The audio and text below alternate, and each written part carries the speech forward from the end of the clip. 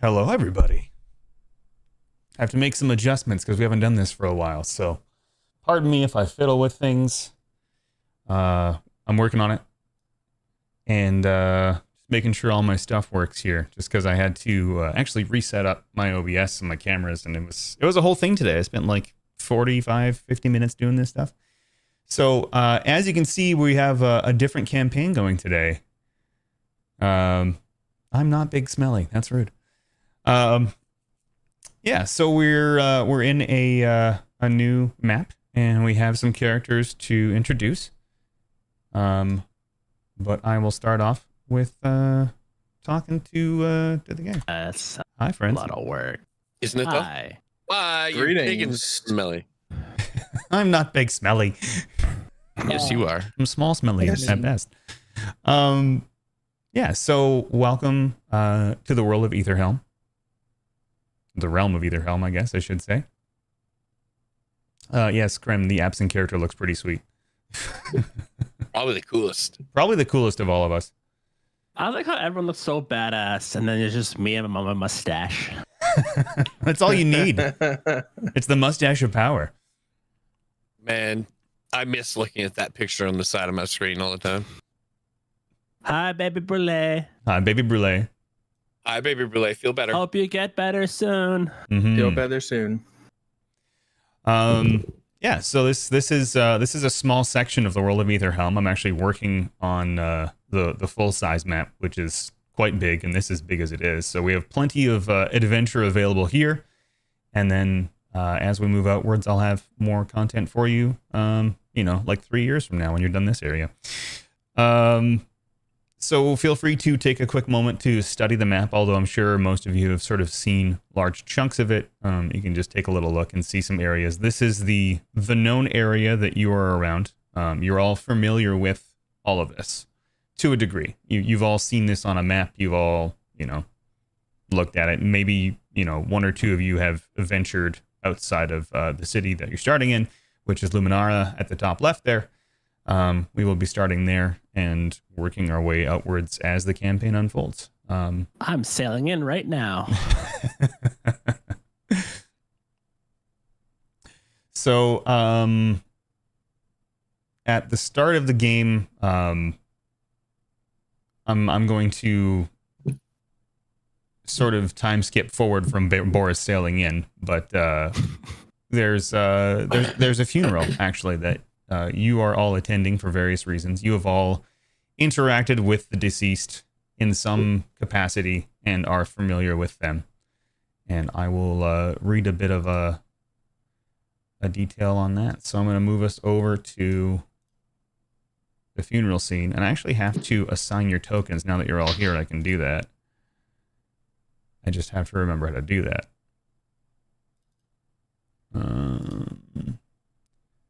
Token represents Theodore.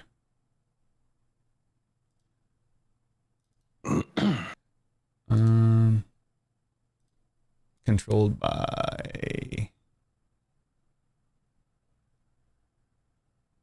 Lord Boris Stonefist.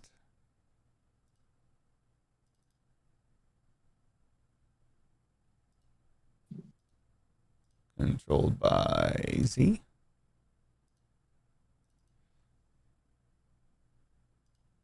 It me. Oh, God. So everyone can move their tokens? Yeah. Okay. Yep. Excellent. So, yeah, and then I'll point out that we have our absent character is just sort of hiding in the background for now. And we'll get an opportunity to meet her later. So, we are all at the funeral of Counselor Valeria Windrider.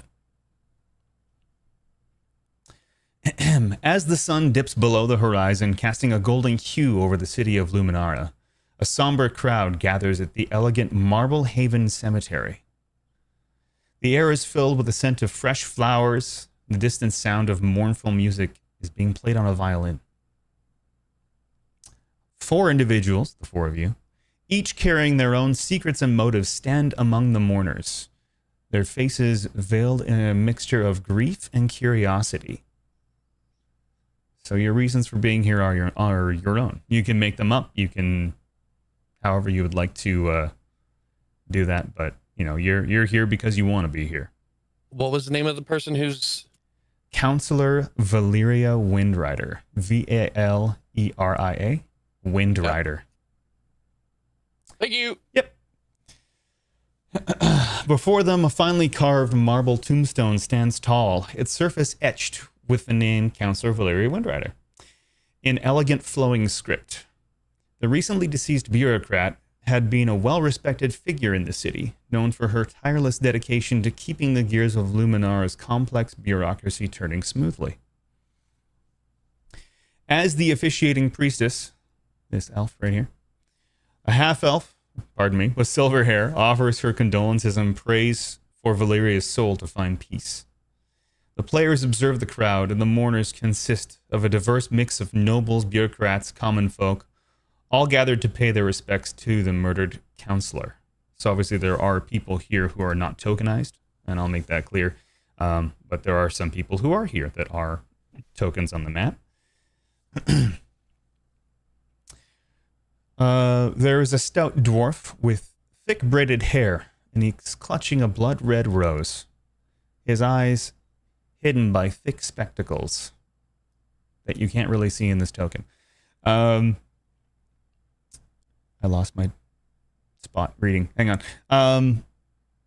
His eyes dart around nervously as if he's searching for someone or avoiding someone's gaze. There is a regal elven woman in the green gown here. With an air of detachment. She gazes intently at the tombstone, her gloved hands clasped in front of her, and a silver brooch in the shape of a crescent moon adorns her collar. A hunched and ragged beggar, a human with matted hair and tattered clothing, clutches a crumpled note in one hand. His eyes flicker with an unsettling intensity as he watches the proceeding, seemingly out of place among the mourners. A middle-aged gnome in richly embroidered robes wipes a tear away with an ornate handkerchief. Over here.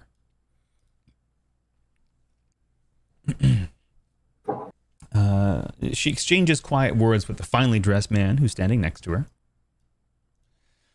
Presumably a member of the city's high society, whose furrowed brow hints at a more complex relationship than mere friendship. The two of them are close.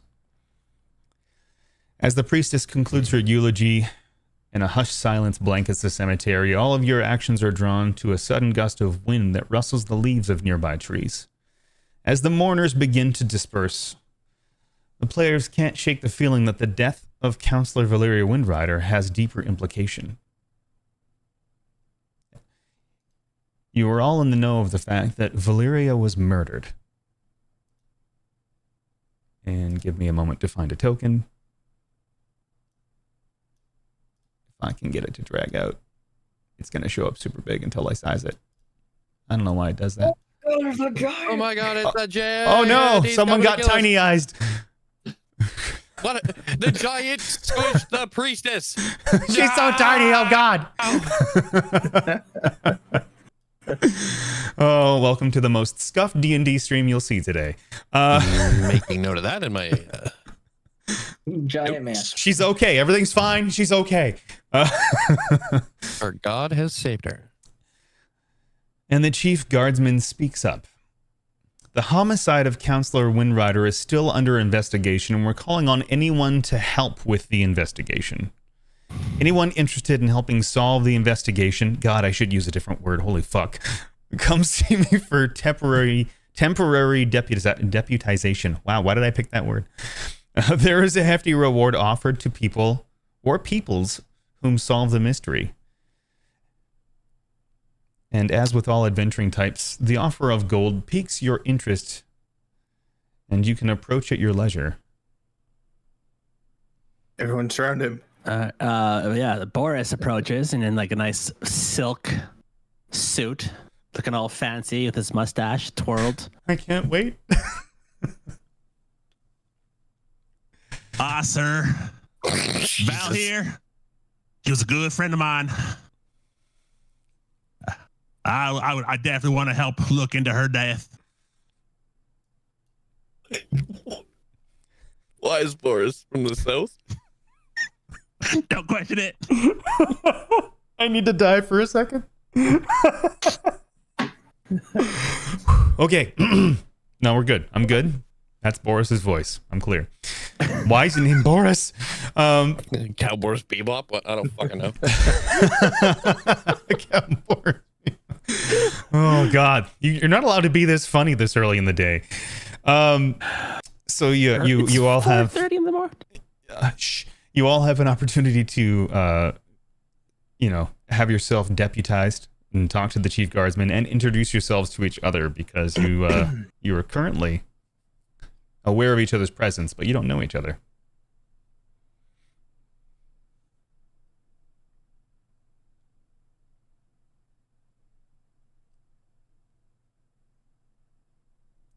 Anybody can go first. Any of you others gonna come and join me on this? I will approach the guard and I too will assist with this investigation. Excellent, he says. Around how much gold are we speaking? Well, that depends on how deep the investigation goes and your costs incurred, but the base set is 1,000 gold. Ooh. So it is Quite a not a small amount. Is that per person or? Again, to be determined. It's dependent on how deep this investigation goes. So I'm saying 1,000 gold for the person or persons who solved the murder. If you incur any extra cost, we can talk about reimbursing that as well.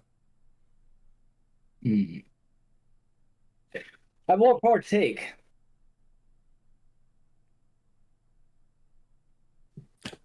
Z's gonna walk over very laboriously and end up there and just look down at the guard and say, Miss Semela has sent me here to help. Excellent. Your name is Z, right? This is correct. I've seen you wandering around the streets a bit, gathering things for your, For Miss Semela. for Themela. What the fuck are you?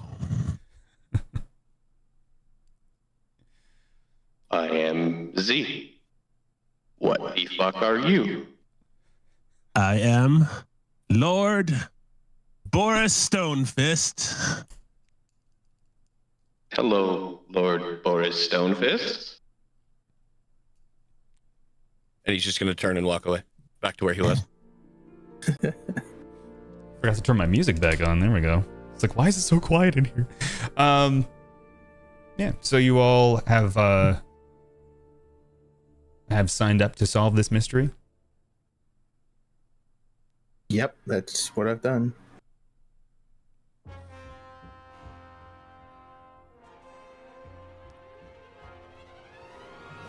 Looks like the big muscly man is staring down that dwarf. He is.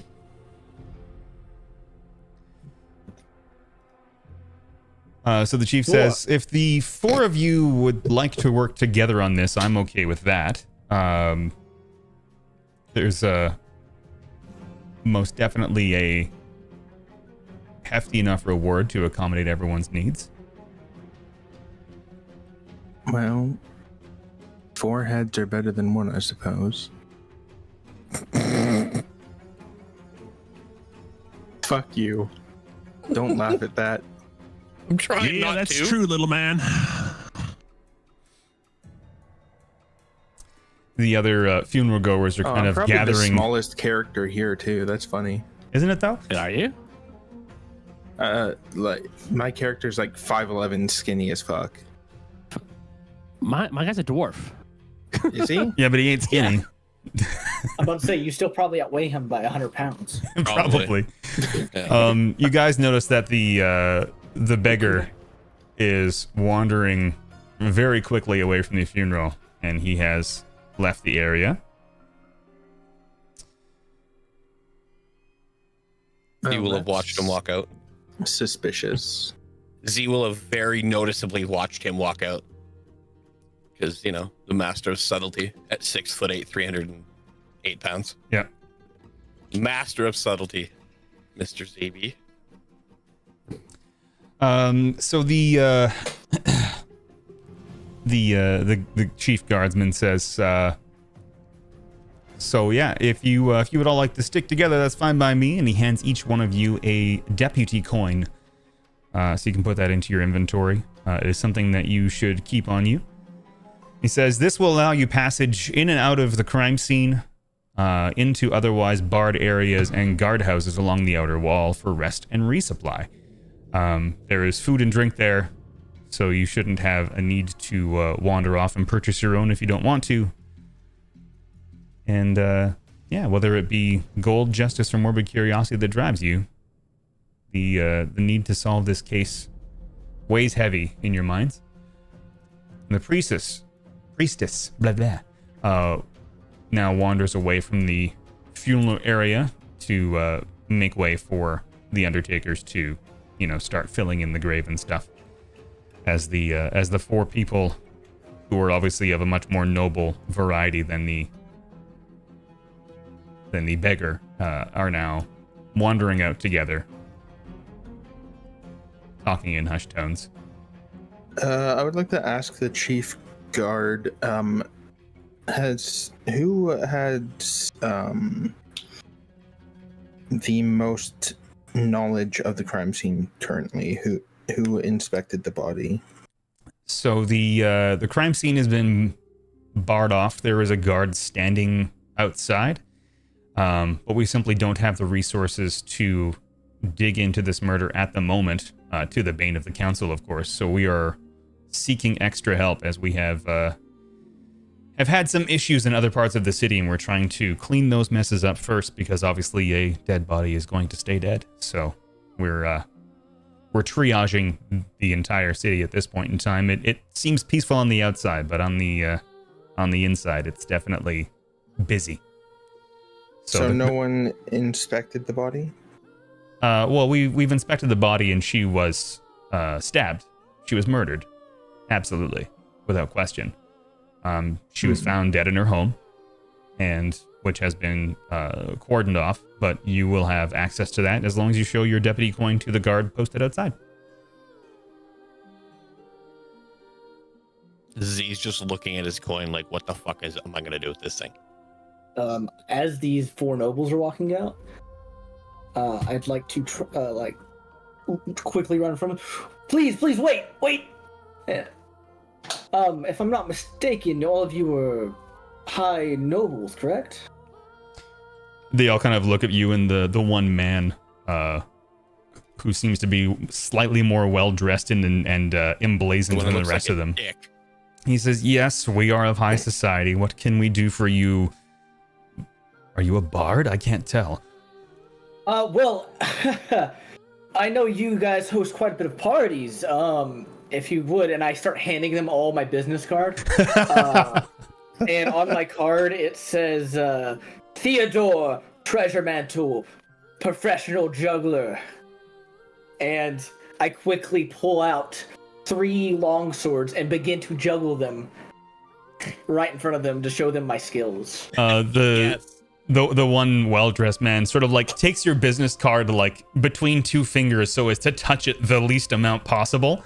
And he's got his hand like outstretched, and he's like pulling a handkerchief out of his pocket to handle the card to put it away.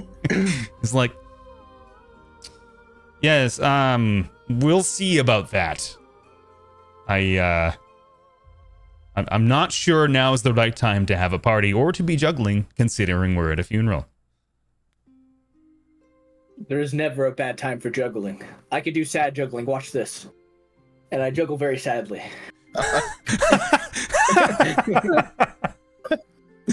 How does one? Bless your heart. Okay, do a performance check. We're starting. First roll the campaign. Okay. Nailed it. The dwarf. Hey, Tank, Yes. Check DM. Yeah. Why did I just open DM? I'm not Clank. Or are you?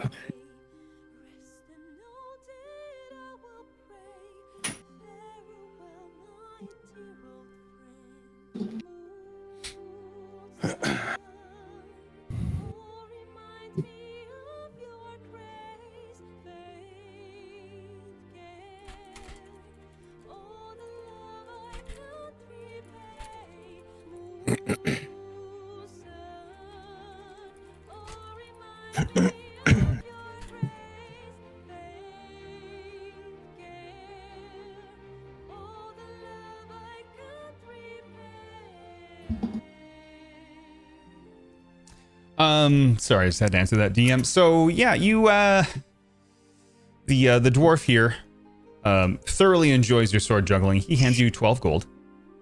Oh shit! That's double my gold. Yeah. And says, that's some fine juggling there, sir. Please take this, and he like grabs one of your business cards. I will be contacting you. Oh, and your name? I didn't plan for a name. How? I'm in the campaign. The fact that I haven't asked you for a name yet is impressive. I know, right? So here's the thing. I gave you a list of 30. Pick one of them. Shit. Literally. I gave you a list of 30. You're right. Okay, hang on. Hang on. Essex? Oh, it's a pleasure to be. Oh. Hang on. There's a thing somewhere here. I'm sorry, Clank. No, you're fine. I don't know why I didn't plan for this, because I got names for every fucking buddy else except them.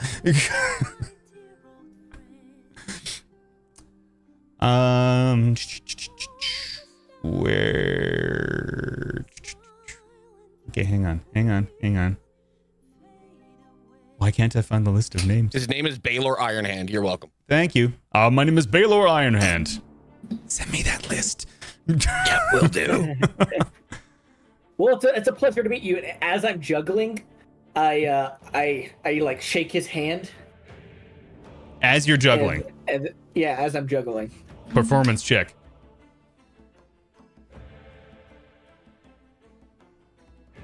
Okay. So one of the swords does not fall and slice his hand off. Aw. I mean, yay. There was an opportunity. I was going to make it great. He shakes your hand and like hurries down the trail quite quickly, and the others do follow. They are interested in leaving. So with only passive perception, because I'm sure everybody's perception's over 10. Oh, yeah, I got perception like a motherfucker on this character. Yep. Okay. Layers is the most oblivious. Just because nobody was being like overly secretive. Here are some notes of what you discovered, or at least what you can discern from the funeral goers that you interacted with.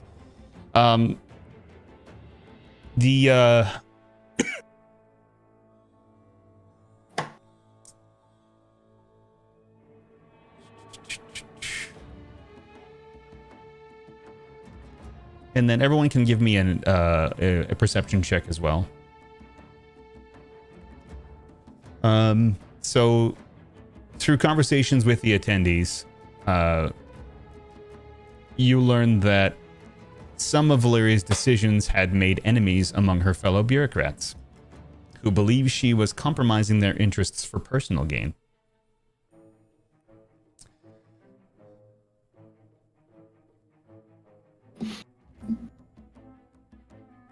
Missing a perception check from Z. Yeah, so I was writing notes. You're good. Just passive perception? Do an active perception check. Okay, sorry. Scott. Nice. Perfect. Yeah. It makes sense. Giant robot. I'm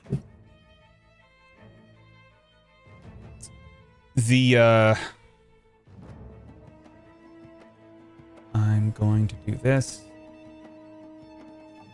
Where is he? There he is.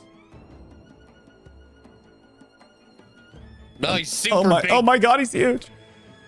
So you guys notice the beggar whom you thought disappeared is actually hiding in the bushes. Anybody that rolled over 15? You mean the one that I watched super obviously leave? Yes. Yeah. He hid in the bushes.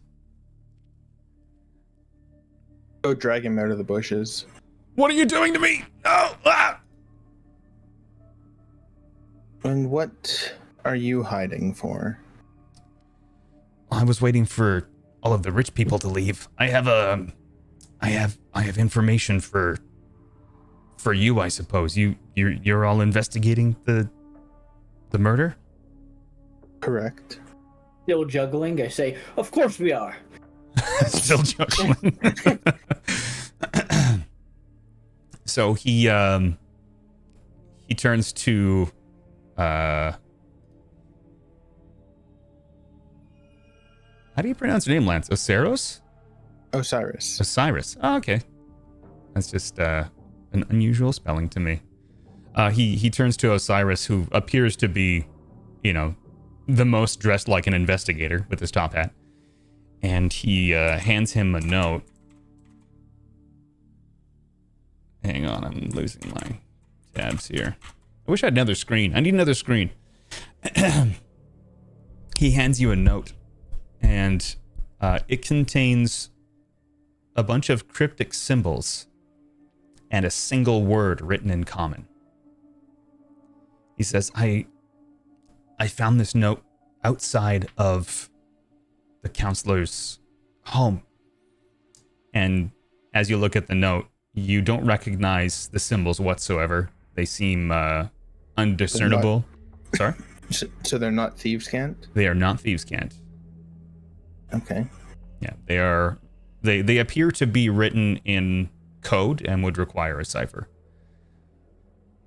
Being that you're a thief and speak thieves' cant and have a strong understanding of the idea of a separate language, you can tell that they're symbols and they're not readable. But the word in common underneath is Shadowfell.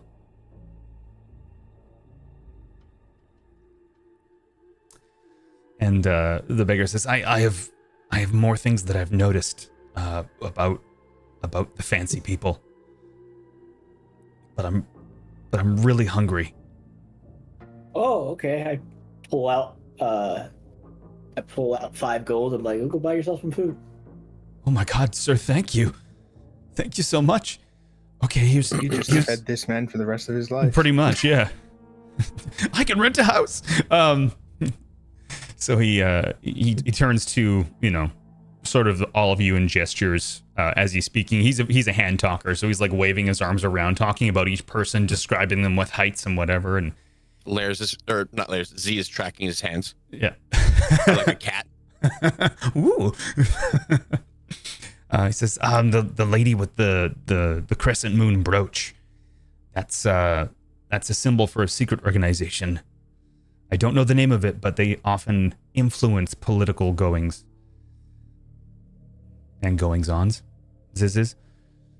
So I would keep an eye on her. The dwarf, the nervous dwarf. I saw him outside of Valeria's office building the night before her murder. I was begging on the same street.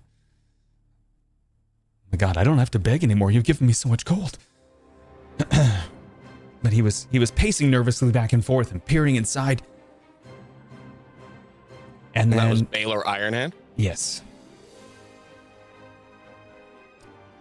You know him as Baylor Ironhand. The beggar knows nobody's names. That was me asking. I know. Yeah. To DM, yes. Yeah. Okay. Yep. 100%. Yeah, I was just clarifying. Because my notes are not organized, so I'm trying to do that on the fly. You got it. And lastly, he says he also noticed the dwarf handing a hefty pouch of gold to an unknown figure shortly after Valeria's death.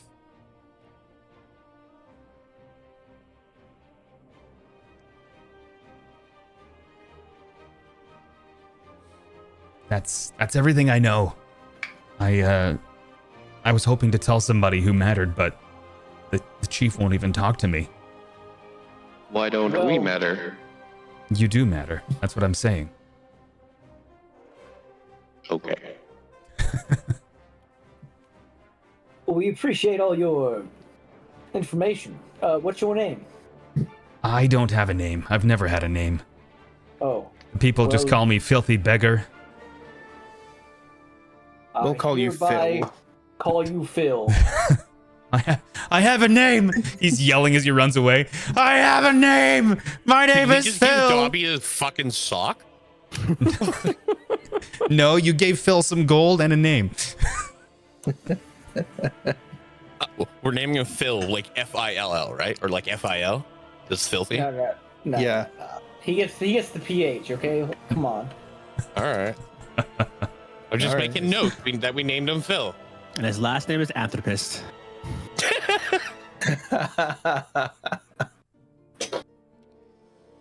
Oh god. Oh my god. Well, and I guess this is a good time to introduce myself to you all. I go over one by one to everybody and I double shake your hand.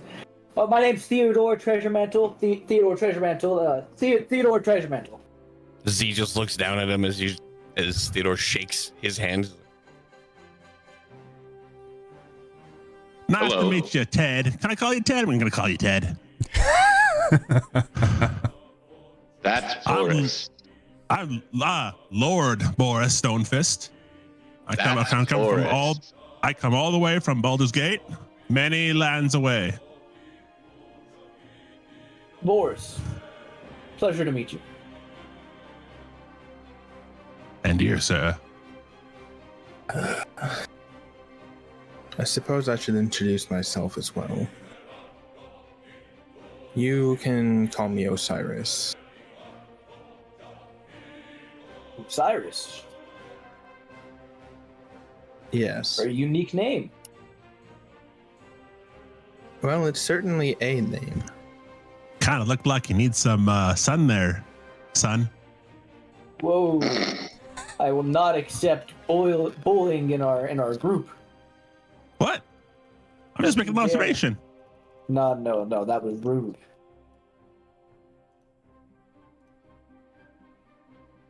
Regardless of the amount of sunlight, my skin remains the same. Oh god. I'm having issues with the map. There we go. In fact, nothing about my skin has changed in the last 716 years. Oh,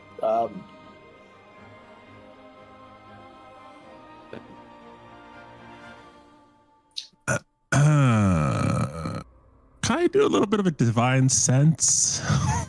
I'm gonna do an insight check to see if he's bullshitting. Sure. Z's just watching. Just big and tall and metally, just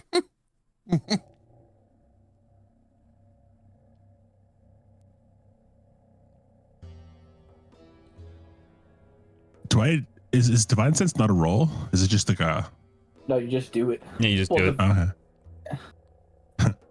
Do I know if he's undead Not undead.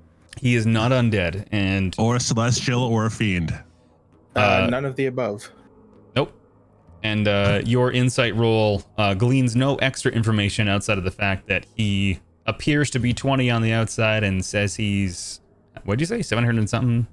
736. 736 potentially on the Oh, inside. how peculiar. So he obviously has a strong knowledge of the world. You from your insight check, you also can notice by his how can I word that? Demeanor. Not so much that, just like from his physical form, you can tell that even though he looks slender, he looks to be very athletic and spry. You get the impression that you would not want to tangle with him in a dark alley. Wow, you look quite spry for such a older fella. One does what they must to remain living. I bet you do push-ups. No. Really? I do push-ups. You definitely look like you do some push-ups there. I could do push-ups too. I don't need to, but I could. I'm sure you could. He's gonna start walking by him. I guess we just follow the big metal man. Wait for me.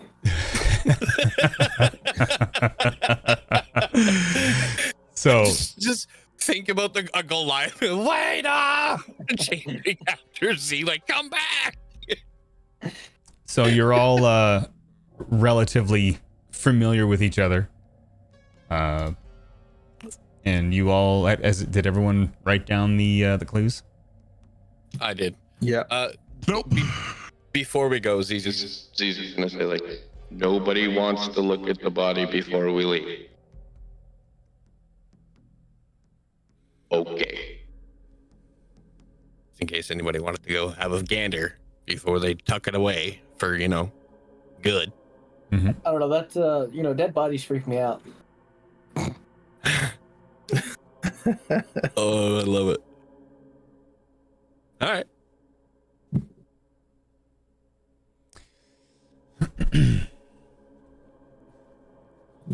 To the bar. All right. Let me see if I can switch back over here. If the thing will let me zoom out.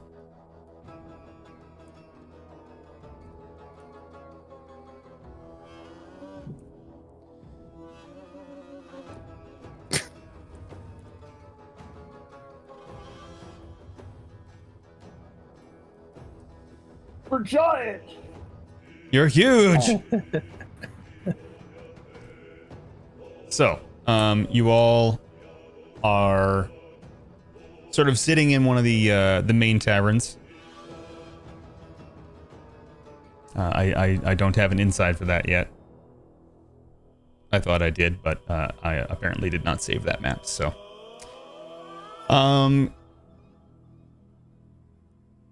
so you go to the We're inside tavern. a tavern? Sorry, You said we're inside the tavern? you're inside a tavern. How tall's the door? The door is 10 feet tall. Okay, good. It's a big old tall door Okay, good. to accommodate, Us tall folk. peoples of all sizes and shapes. How wide is the door? That is also true. Fucking wide enough, boys. It's a double 10 door. feet tall, 2 feet wide. Go in sideways, bitch. Meant for small trees. Yeah. No, it's 10 feet tall, 10 feet wide. It's a double door. You're good. Okay. You're good. It's a garage door. It's a garage door. No, it's just a big old double door. So you wander into the tavern and sit down at a table, and a serving staff comes by and asks if you'd like a drink. One round for me and my new best friends. Okay. We charge a silver for a pint. Here's a gold. She digs into her pockets to start handing you change. Bring us 2 rounds. She fumbles with her coins, starts doing math in her head, and struggles. Keep the rest as the tip. Are you serious? I don't think I stuttered. A single tear rolls down her cheek. I don't drink. What? Having done the math in my head, 2 rounds at 1 silver each for 1 gold, there is no change. Yeah, but there's only 3 of you drinking. Yeah. Yeah, that's Warforged true. dog. So there would be four silver. And No, change. sorry, I was thinking about like a group of 5 for some reason. Mm, There's Yeah, technically there are only 5 in 4 the people, so campaign. there's 2 left over. Yeah. But you know what? Just for you, my new best buddy, I'll drink for you. Okay, so there's two silver. She's like, thank you. She pockets the silver into from the change purse into her own pocket, and does the thing and runs off to go get your drinks. So as you sort of sitting, there's obviously other tables filled with people, and almost everyone is talking about a very shadowy, cloaked, enigmatic figure that's been wandering around the city. And no one's really sure who it is or what they do. They appear to be magic in nature, at least according to some of them. But they've been lurking around and sort of just keeping to themselves.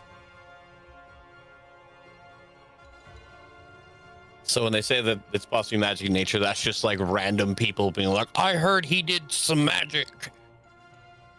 Right? Mm-hmm. So there'd likely be no real... Basically, yeah, and it's like varying stories. It's like, just, yeah, like people, yeah, it's tavern rumors. Yeah, basically just tavern rumors. Like, oh, I heard he healed a boy who broke his leg. Oh, I heard he set a house on fire. Just like totally of conflicting Fireball! stories, and like, they're just blaming him for things that naturally happen in a city. Yeah. Okay. Cool. Yeah.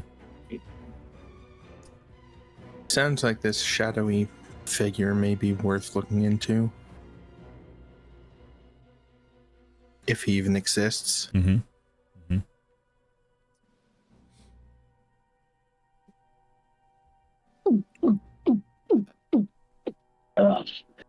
Mm-hmm. Sorry, I couldn't hear you over my gulping. I appreciate the drinking sound. Fuck. You guys gonna finish that, or? No, you can have it. I mean, Oh, by all means, lad, you can take mine as well. I mean, I don't want to take it from you, but if you guys aren't gonna drink, He's just gonna start grabbing the glasses and piling them in front of him. In like a pyramid shape, or? Yeah. I did take one of them and I'm kind of like slowly sipping it, but like not a lot. Yeah. Z grabbed everything that's on the table that wasn't being held and just started piling them up because they said like have it. He's like, hey, here you go. you sure you don't want to try something, dude? It's great. Just take off your helmet. Z's just gonna look at him, like slowly turn his head and look down because he's a little taller, right? It is not a helmet. It is my head. Where's your mouth? You now see the problem. Maybe I got you have a no straw? need. I have no need. You think if I got food you nor a straw, drink. we could just put it between the little slit? You will put nothing in my little slit. You know what they say, no milk, no bottle. So Oh my god. You are correct. You all sit there, and those of you who are drinking and or piling things together, start to notice like patrons sort of like getting up and sitting down, and then wandering through sort of the crowd. The chief guardsman actually wanders up to you again, and he sets a key on the table and says, I almost forgot. Here's the key to Valeria's home. As I mentioned, we haven't done really a lot of investigation there yet, so you could start there if you'd like. I think that might be the most likely place, because her home and office are actually in the same building. We appreciate what you do for the town. Really means a lot that you guys really look after and. Is he drunk already? I think so. We'll look into it. Ashen, please roll a Constitution saving throw.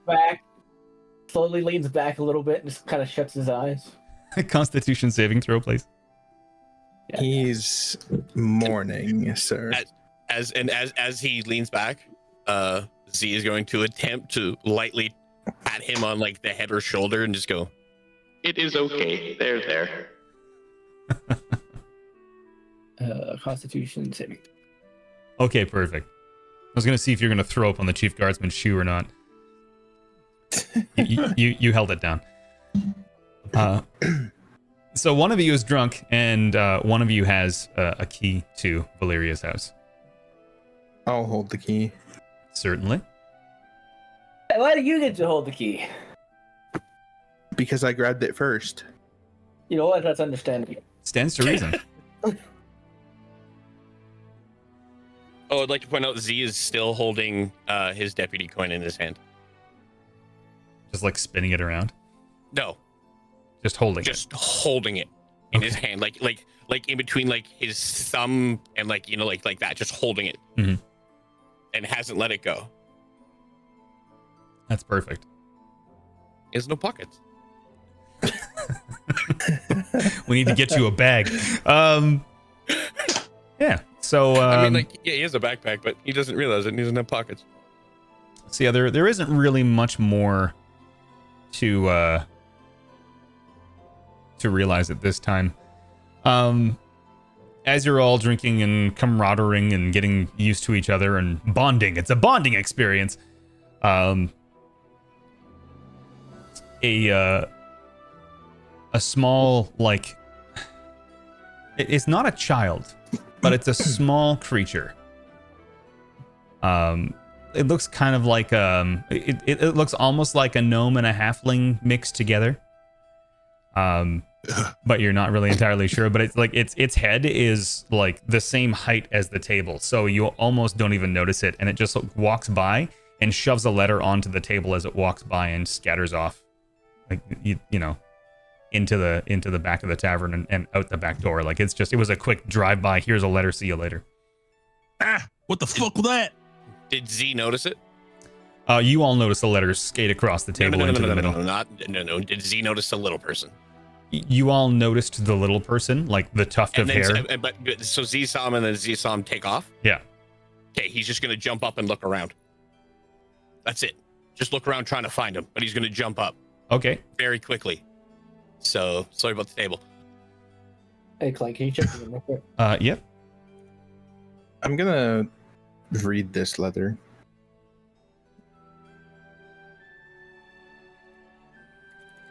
Where did he go? You see the back door sort of like swinging back and forth. It's one of those doors that's on like a double hinge. Like a saloon door? Okay. Head He's is just gonna- in and out of consciousness. Z's just gonna point towards the door as he looks down at the note, waiting to hear what it says. Just gonna hold his arm out, pointing towards the door.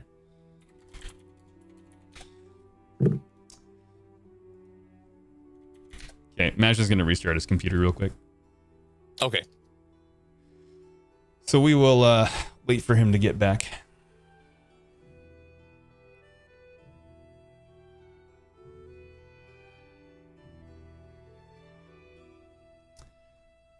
My notes. A letter delivered by the mutant gnome thing.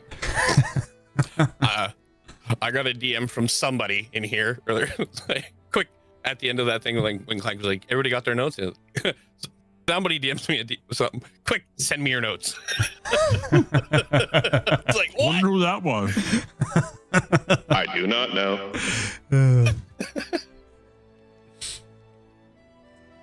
So as we're waiting for Ted to reappear, just drinking and hanging out, patrons coming and going, nothing really out of the ordinary. Nobody seems out of place. Just a wide array of various races and professions. Everybody's got a drink, I guess, eh?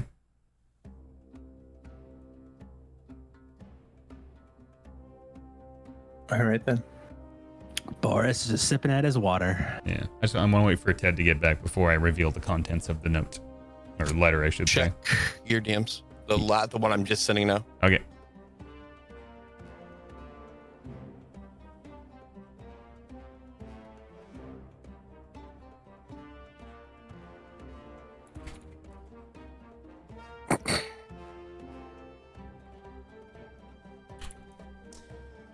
A few patrons wander up to the table, recognizing Z, and they look, happy / a little surprised that he's in a tavern because he doesn't drink, and they look at him and say, "Aren't you Famila's Warforged?" Yep. I'm here working. He's still pointing at the back door the whole time. They kind of look at him, and where he's pointing, he's like, "Huh? What are you a pointing at? deputy? Do you have a coin? And He'll hold up his coin. Can somebody drag Majin in, please? There we go. And they look at him like, coin? What? And they're just like, okay, well, we're gonna go back to drinking, and they wander back to their table, it's like more confused than when they walked up. stay safe. Be safe. And he's gonna go back to looking at Osiris. All right. All right. So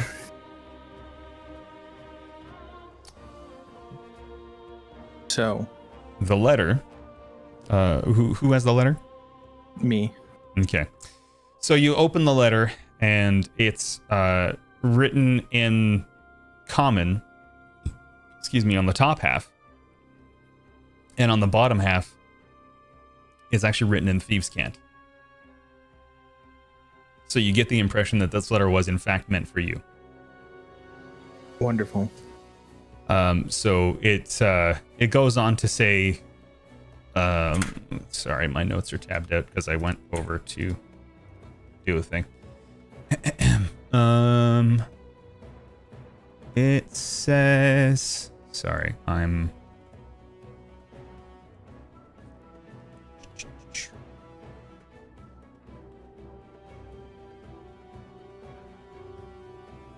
where is it? I'm sorry, give me a second here. It says something about how...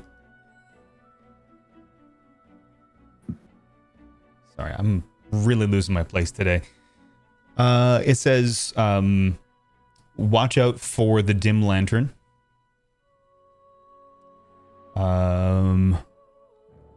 Beware the mage.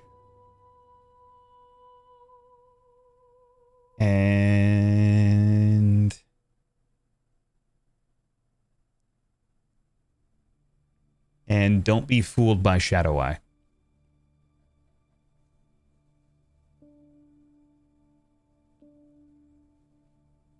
All right. Now the rest of the party are currently unaware. Well, Z's looking down at him, reading it. Yeah. Like directly at him.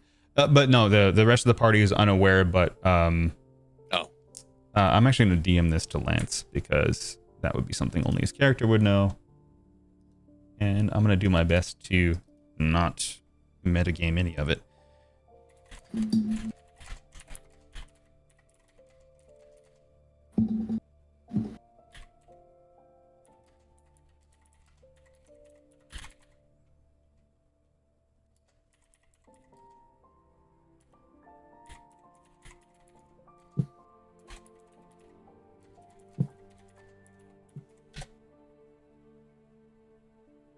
All right. So yeah, we have something in your DMs there, Lance. Okay. I see it. Yeah.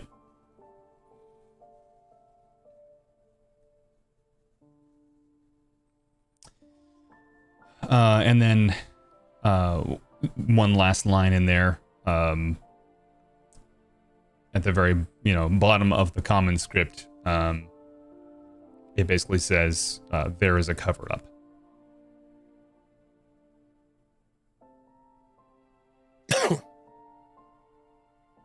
Okay.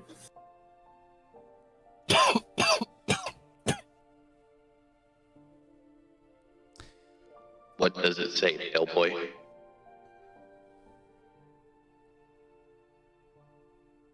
Hold on.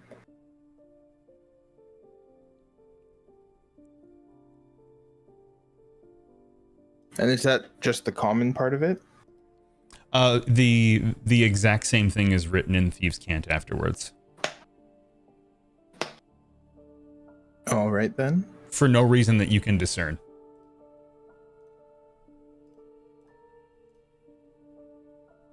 It says not to be fooled by Shadow Eye and to beware of the mage. Who or what is Shadow Eye? And what mage? Do I know Shadow Eye? You do not. Ugh. Well, do any like? I guess I probably wouldn't. Nobody here knows. at least in the in the party knows the name Shadow Eye. wish I knew. Why don't we just go ask somebody? Hey, you over there! Just start pointing at another table. You guys know Shadow Eye? They all look at you and Oh, shrug. Who? Dear. Yeah, I thought the same. You know what? I like you guys. I'm gonna buy you all around. The waitress wanders over, hearing the promise of more gold. I'll get it for them. Hey, which? And I like put another gold. Keep the change. She looks And at I shruggingly like get up, and I saunter up to the bar, okay. and I look at it. I'm like, barkeep. What does the barkeep look like? The barkeep is a overly tall elven man who looks like he could throw you out of the bar. I look at him. It's a good bar. I appreciate the business you do for your patrons. You know, and do you know Shadow Eye? I know nobody named Shadow Eye. Okay, I appreciate it. And I saunter back to the table. Nobody knows who he is, man. This is crazy. Acrobatics check. Acrobatics? Oh, God. Oh, Oh no. Yeah, that's about right. Perfect. Constitution saving throw, please.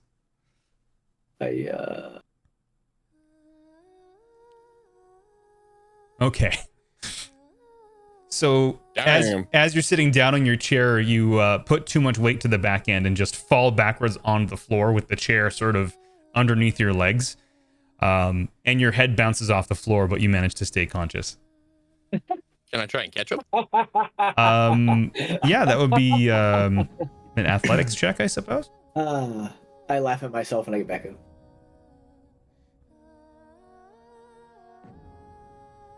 You get a hand on his shoulder and you sort of save him from hitting the floor too hard, but he does still go down. Okay. But you manage to slow his fall, so as not to get hurt. Back up. Sorry? I laugh at myself. I said I just laugh at myself and get back up. Okay. Uh, All right. So,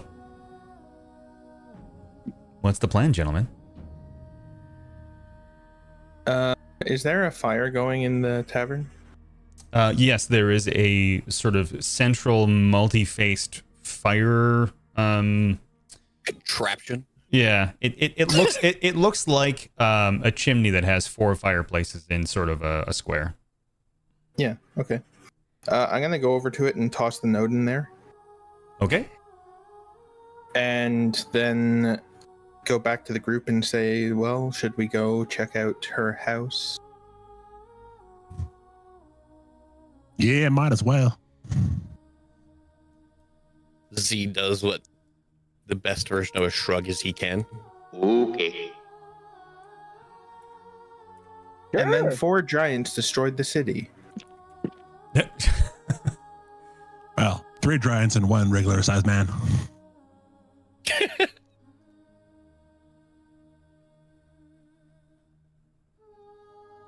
I could scroll out, that would be great. Okay, no, it's being ridiculous. And blue.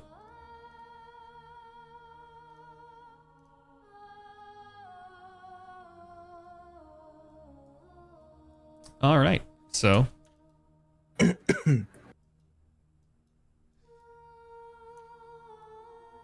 do I do this again?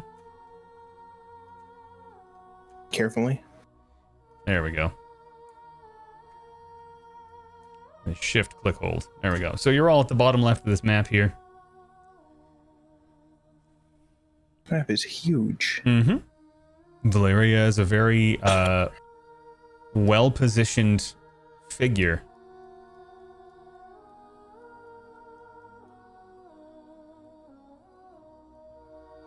I didn't have time to do fog of war for this map, so just pretend you're only seeing the rooms you're wandering into. I can see everything. I can see clearly now. The rain is gone. I'm do gonna I- approach what appears to be the front entrance. I need to get a guard-looking person. You'll do. That's not the one I picked, but okay.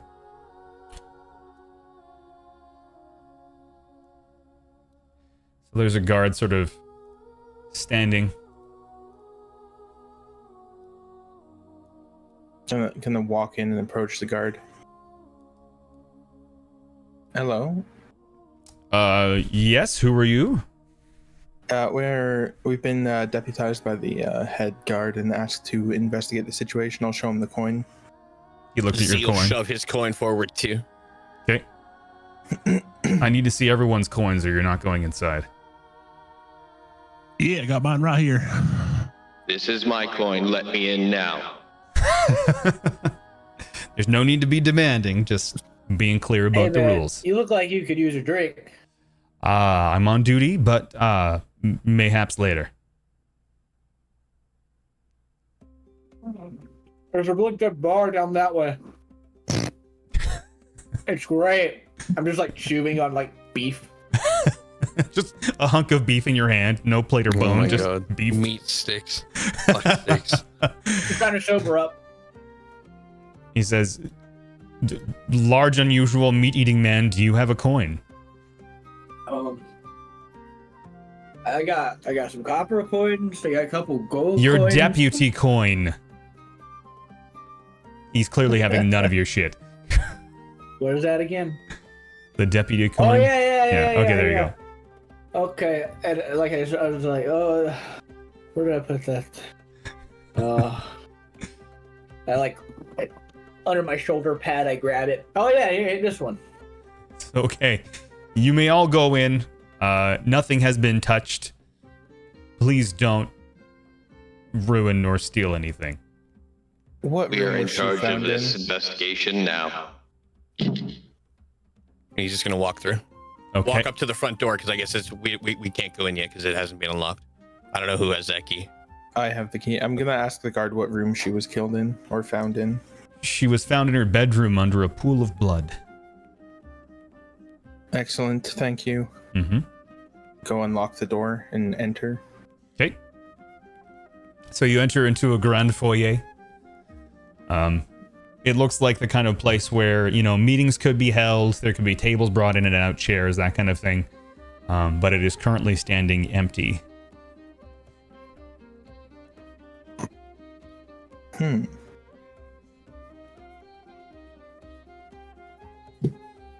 And you smell a hint of like, sort of like the scent of iron on the air, as if the smell of blood or viscera has been just permeating the house. Smells like death. Oh, smells like blood at least. Smells like death. Just Yeah, gonna it's really- mimic Boris entirely. Really turning me off my meat stick. But I'll muscle my way through it, guys. Don't worry. He's still like not even in the house yet. I'm just talking to the guard. He's just so uninterested in conversation. He's just waiting for you to walk away. He's just not even responding to you. So obviously there's various areas of the house to explore. He's gonna stay right close to Osiris. Well, I guess we should find out which room was the bedroom. Poke my head in here. I'm No, it's following the you. bedroom.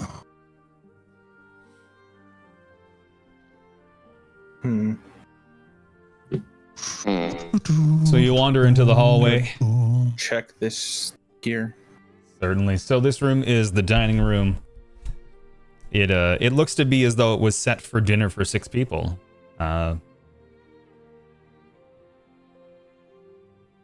Who was supposed to be here with her? Very good question. Well, obviously this isn't the room we need to be looking in for now. As he says that, I'm just gonna look to him and go, Maybe it was Miss Themela was supposed to be here. he's just gonna walk out.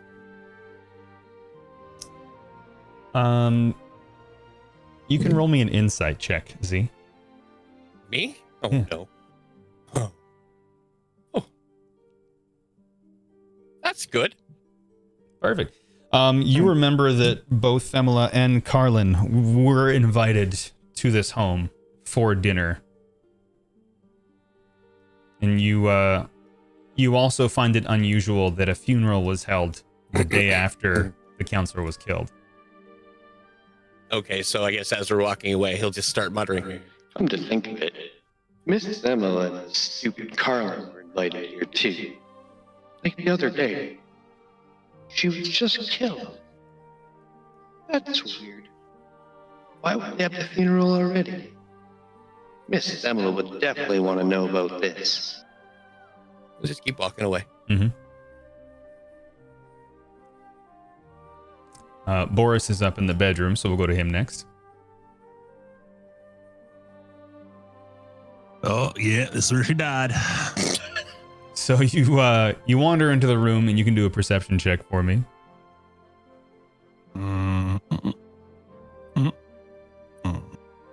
Excellent. So obviously you notice a giant pool of blood on the floor, and you get the impression that the blood looks more fresh than the body.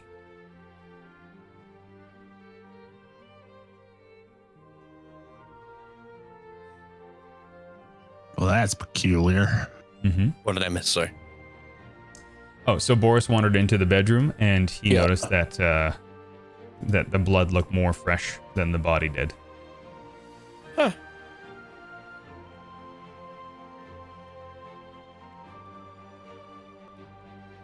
Hey, Mr. Robo Man, Yes. get in here. He's gonna start running in there.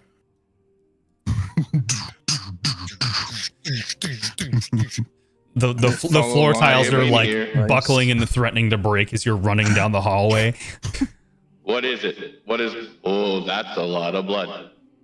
Yeah, but I don't know. It looks kind of fresher than, you know, her corpse.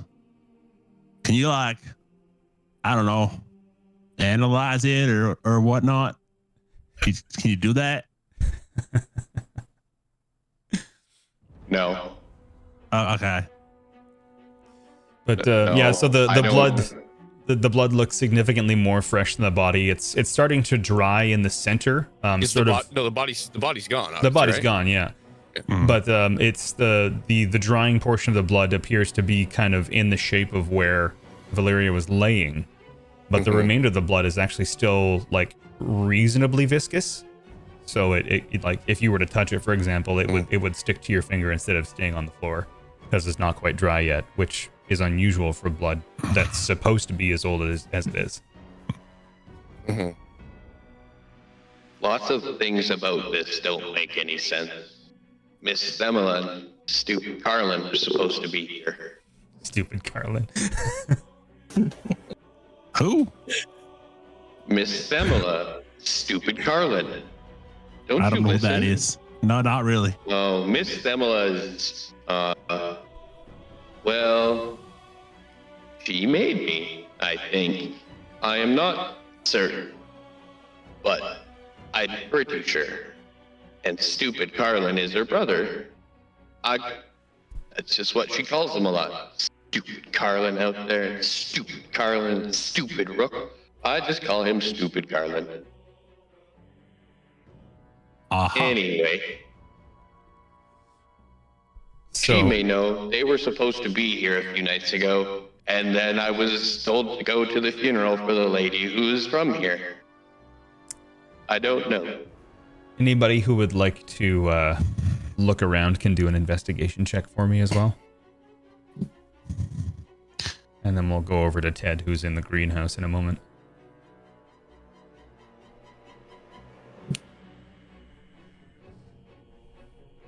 All right. So, Lord Boris Stonefist notices a piece of parchment mixed in with personal effects that are over on what would be called a drawing table. Or sorry, pardon me, this one. Pardon me, this one over here. Yeah, that one there. That's the drawing table where, makeup is put on, things like that. And you notice mixed in there is a note, a piece of parchment. And it has some of the same cryptic symbols that were on the beggar's note. And it appears to be part of a larger message. I can't make heads or tails of this. Hey, Mr. Top Hat, you read this? Let's see it. I'll take a look and I'll compare it to the other note that I have to see if there's any similar symbols. Additionally, you notice peeking out the edge of the carpet at what would be the top right if you were facing the bed. You can see just the edge, the hinges of something that looks like it opens. Oh, what's this? What's this? And you would have to What fold did you find? You'd have to fold the carpet back to get access to it. That's easy enough to do. Boris like kind of peeks under the carpet, looking under. You notice a safe that appears to be, quote, hidden, end quote, but not that well, apparently. The rug was not put back in the right place. And the safe is locked. Can I try and rip the safe out of the ground? You can try. Give me an athletics check. Why do I roll so shitty when I have a high fucking... I hate this. I also have a +5. I mean, you can try as well if you'd like. I assist him. You assist him. Okay. That'll do it, boys. The two of you together, sort of just reefing on the handles of this hinged door. You just literally rip the door right off the safe. The safe doesn't come out of the ground. The door comes with you. It's like holding the door and now Boris. Yeah. Look at him. Good job. High Put him five. down. He'll let go of the. I'll let go of the door and high five with the hand that was holding the door. So we'll drop Boris and miss the high five. How tall is Boris? Oh God. Did I write Not that very down? tall, right? I didn't write that down. Oh. But he's probably like, I'd say, how big are they? 4 foot. They can be Something anywhere other. from like 4 feet tall to like 5'2" or something like that. He'd probably be like 4'10". Excuse me. Yeah, so I'm almost 2 full feet taller than him. Yeah, high five and just dropped him. You would have the door in your hand too, and you fell too. Just, We missed. So you rip the door off the safe and you notice some documents in there. But I'm gonna go over to Ted in the greenhouse here, and we'll let him do some stuff. So Ted. Yes. And he gets eaten by a giant plant. GG. So you wander into the greenhouse. You notice some very well kept plants, some larger ones in the middle, some smaller ones around the outside. Flowers that look like they were clipped from various places. You do recognize that some of the flowers look to be identical to the ones that were surrounding the graveyard.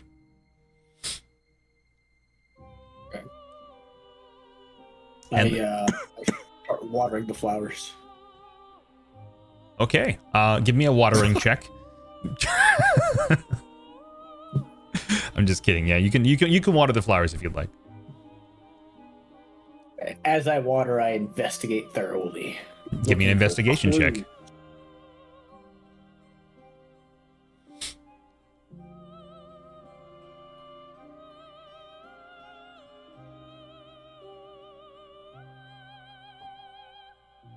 Yeah. Excellent. So you recognize that one of the windows over here is ajar. It's one of those like rotating windows, so it has like a hinge in the middle and you can spin it and it would give access to air or whatever, and it is slightly ajar. Wow, this window is slightly ajar. You also see some dirty footprints leading from that window to the other side of the room where there is another spinny window that is also significantly more ajar, like 3/4 open. So is it okay? Are they going from the window I found to the window across the hall, or are they going the opposite? The footsteps appear to be pointing in that direction. Yes. Or how big the footsteps look? They look to be smaller than yours because you're a big man.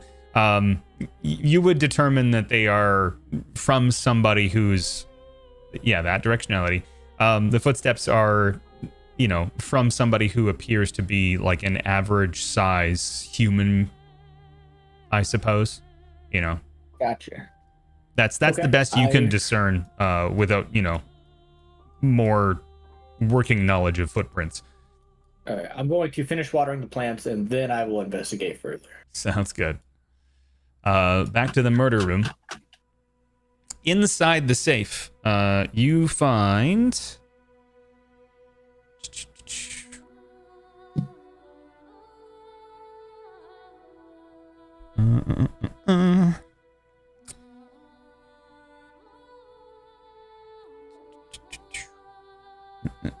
Okay, you find a small pile of documents hinting at secret meetings with individuals tied to the criminal underworld, and an unfinished letter. You find a letter to an unknown recipient, because obviously it hasn't been addressed yet, mentioning a great revelation that she intended to share soon. By reading the letter, you get the impression that she had actually invited these people over to dinner, whomever they may be, including the Millibonks. That's Carlin and Thamala. That she was going to share information with the people at the dinner. That's sort of what the letter sort of implies. Like it looks like it's being hastily written. It has, sort of the connotations of like, there's very important information I need to share with these people who I'm inviting to dinner, etc.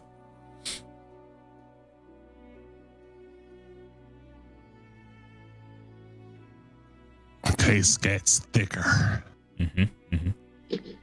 Also inside the safe, you do find a small pouch of 20 gold. I'm just gonna pop So, that. does that note say that people are trying to hurt Miss Semela, potentially? You get the impression that there is the potential of that, yes. No, that was the asking the characters. Yeah. Oh, sorry. Yeah. Kind of seems like it, yeah. She might have had some information that had her killed. Z's instantly just gonna grab his warhammer off his back and his shield in his arm and just stand there looking. Then they have to die. Easy there, big fella. I don't think they're in this room with us, so you probably put those away. Puts it back on his back slowly while looking around it. Not at like anybody, just looking around carefully. Hey, Top Hat, what does the note say? I don't know how to read this. I just have another note that has this similar symbols on it. Well, you read that other note, didn't you? Maybe Miss Semela will know. Maybe she will. Is there some sort of roll I can do to see if I can like glean some sort of meaning from some of these symbols? You could try any int based roll that you want to do, I'm fine with. So if you want to do a investigation check or something like that. Anybody's welcome to do any sort of checks they would like to investigate information. Investigation, even though I don't have any real. Oh, I'm absolutely giving this stuff. I'm gonna give this a run. Yeah. Okay. Excellent. I'll get over to Ted in a moment. Oh. Crit success. Smartest fucking robot you ever done seen. Am I the only person without a negative to intelligence? Yeah, I'm -1. I'm dumber than shit. Oh, yeah, me too. I'm a -1. Ted Ted appears to be 0. Okay, so Ted and no, I I have the don't. same amount of I don't think. intelligence. I don't think Krem's character, whom I won't name. I I don't think. I think she'll have intelligence, won't she? I think No. so. No. Yeah. She's a sorceress. They're Anyway. charisma based. Are they? Okay. Never Yeah. mind. Yeah. So, You're right. Okay. It's a good thing I have you all investigating a murder first fucking thing. So you can discern that the symbol on the piece of paper you already had matches 3 of the symbols that are on the existing piece of paper. And that's the paper we got. Sorry, that's the paper we got from Phil. Correct. Symbols on the paper. So and it was 3 symbols on match. 3 symbols match, yes.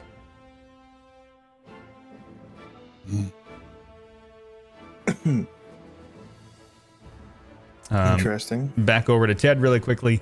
You investigate the footprints and determine they are in fact heading from one window to the other, and as you peer outside, you notice dirty footprints leading from the open window to the window leading into the foyer. And the window leading into the foyer is also partially ajar. Whoever was sneaking around was not very careful about their movements. Man, whoever was sneaking around was not very careful about their movements.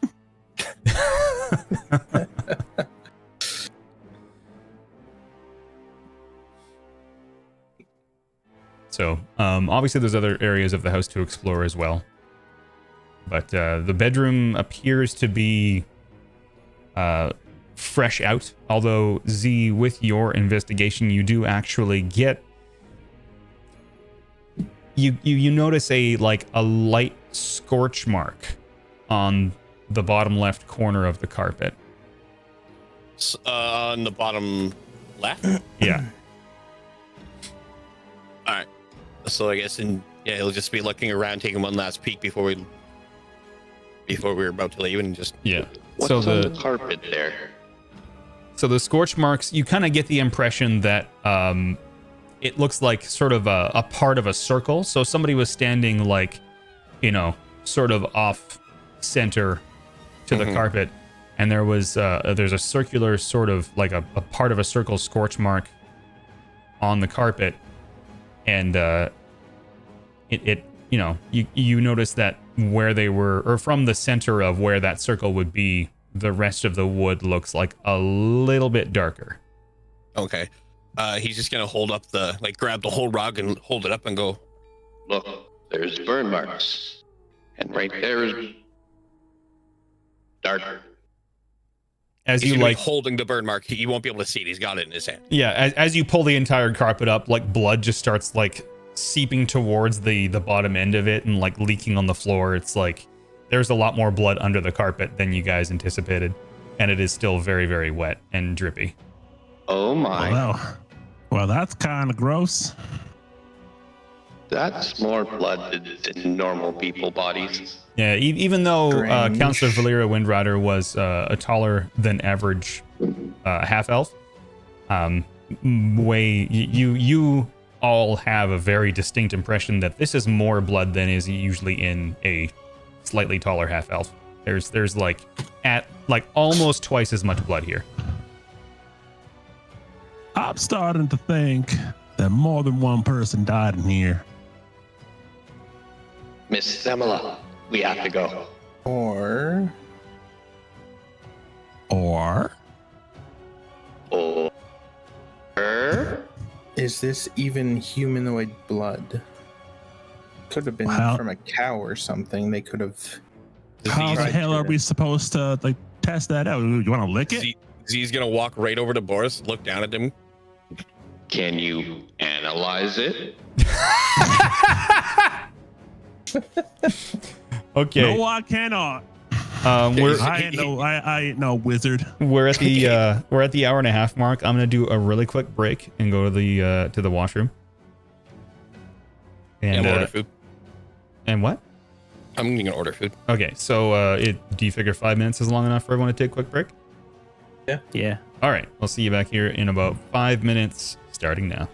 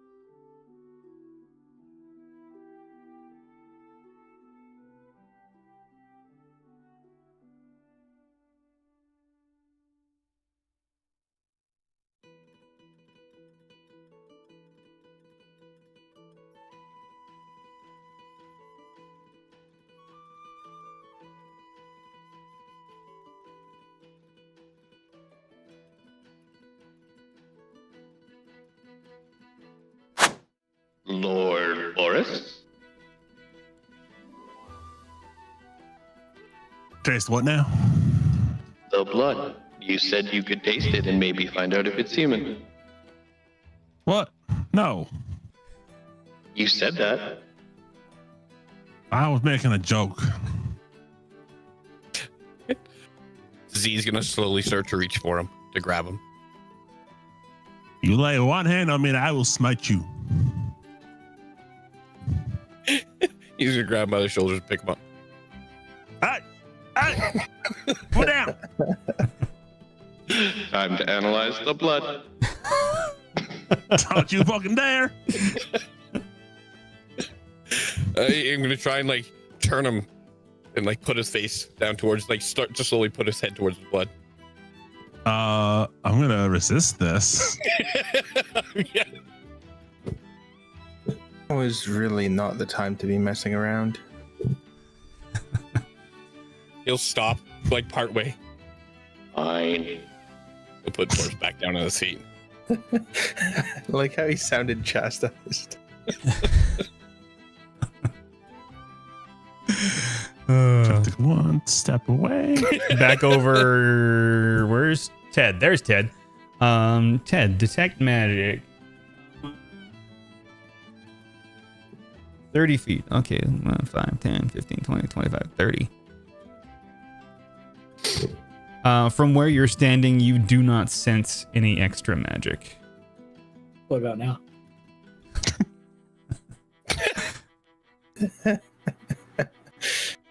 How close do I 30-foot have range to be for for 10 this? minutes. Yeah.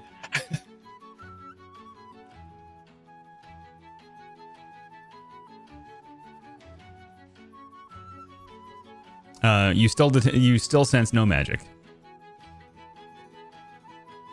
I would like to walk around the entirety of the property and see if I detect any magical presence within my 10 minutes. Okay.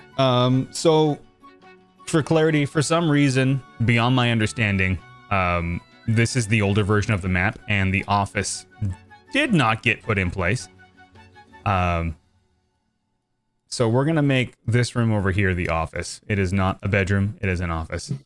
Which one? The one at the very top, right there. I see it. I see it. Okay, Yeah. cool. That's supposed to be an office, not a. I was gonna make that a servant's quarters, but she doesn't really need servants. So yeah, that's the office. Sorry for the confusion. I'm killing it today. Mm-hmm.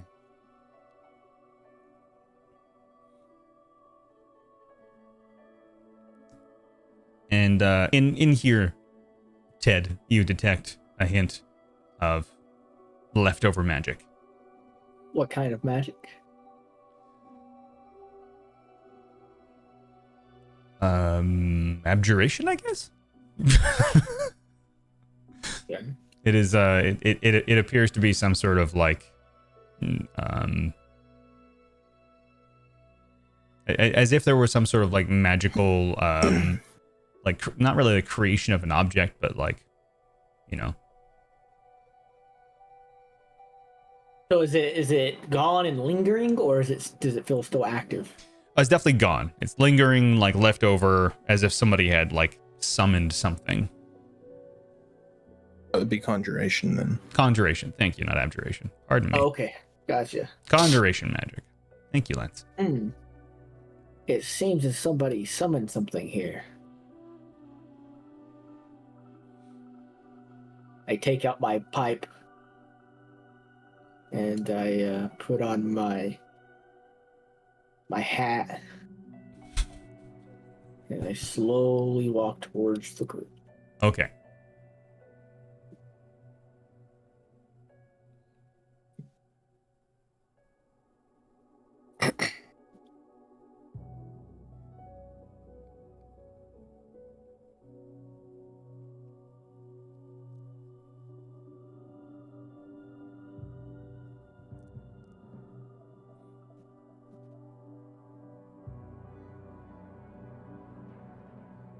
All right. Anybody else? No, No, just let he's the just looking awkward around. silence linger for a few minutes. Okay. Yeah, he's just looked around. I've found everything I had to find here. You don't think that there is anything else in this room of value. The safe was, to your understanding, the main goal in this. You grabbed the gold, right? Thatch? Oh yeah, I did. That was 20 for the record. 20 gold in a pouch. Mm-hmm.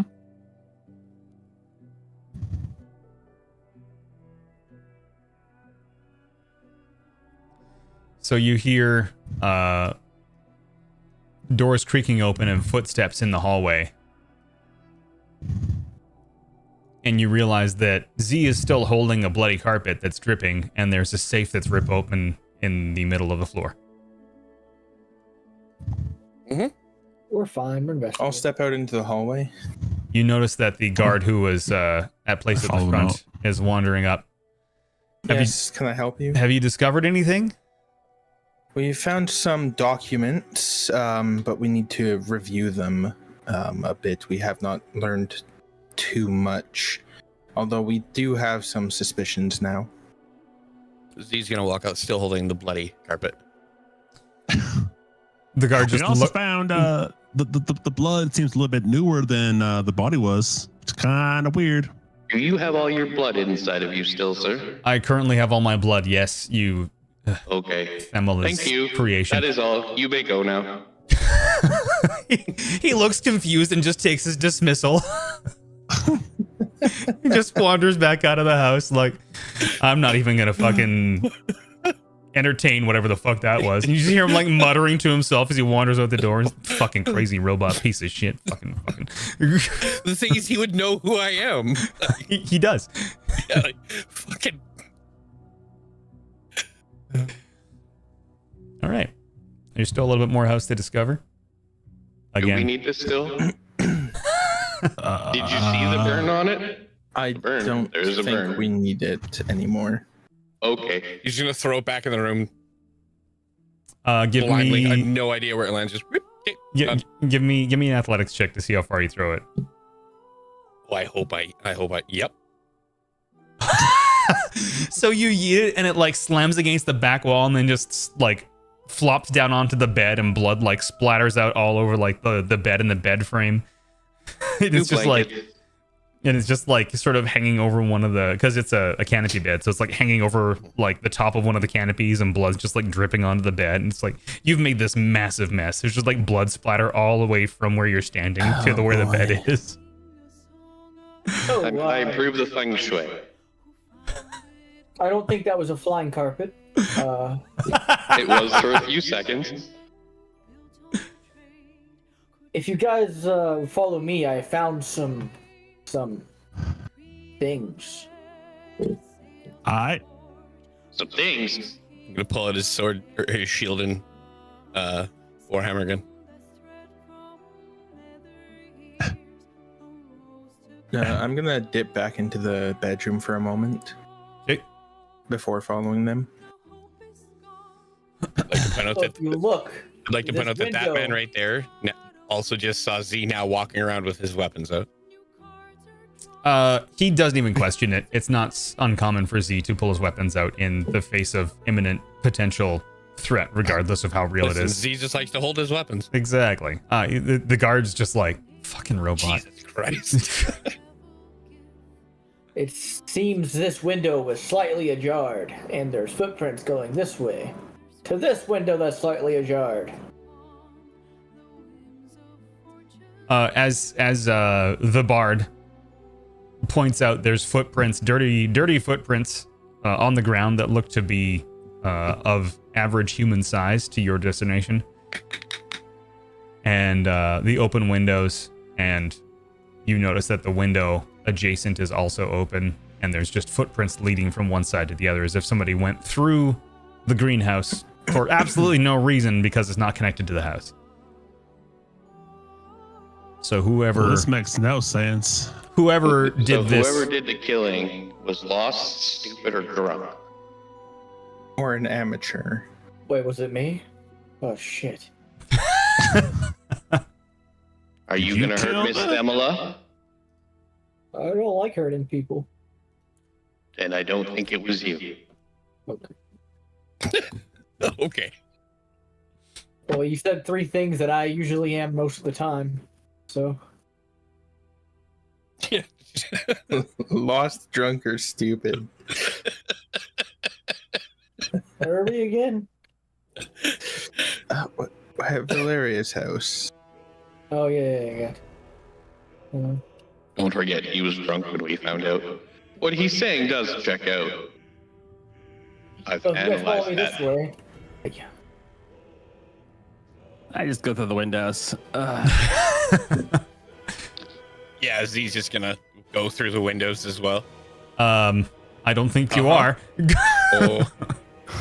Oh, Hey, he saw Boris do it, so he has to do it too. There are now 2 smashed windows. and a body-sized hole in the side of the house. And the guard is just shaking his head. fucking robot. So as we get over to what is the office, there is a desk with papers just piled in neat stacks, pretty much everywhere, and then the desk has several drawers. I'm gonna search through the drawers on the desk, Sure. see if there's anything of note. Z's just gonna stand outside the office, looking menacing. I found hints of conjuration magic here. Conjuration magic. Conjure. It wasn't me. Summoned. Even if you're going to look through the drawers, you need to be an investigation check. I would assist him. Sure. Assist, that means I get advantage.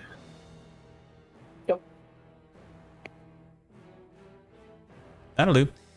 So you go through some of the drawers, you find, quills and pots of ink that are sealed, extra papers, things that you would find in a desk normally. There's nothing out of place.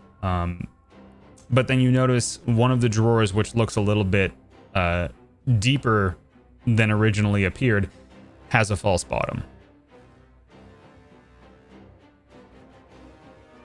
I would like to open the false bottom. So you open the false bottom and you find some pages that are numbered. At the top of each page is a number of 3, 4, 5, and 7. So page 6 appears to be missing. As well as 1 and 2. Correct. And you start looking over the documents and you realize that these are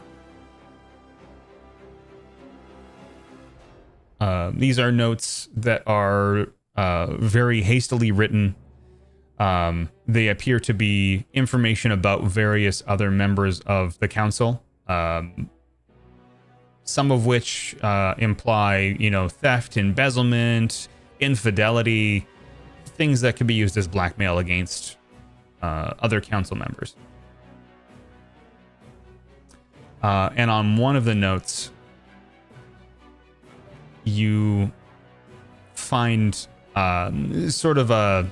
It seems to be even more hastily written, like it's almost indiscernible how it's written so quickly.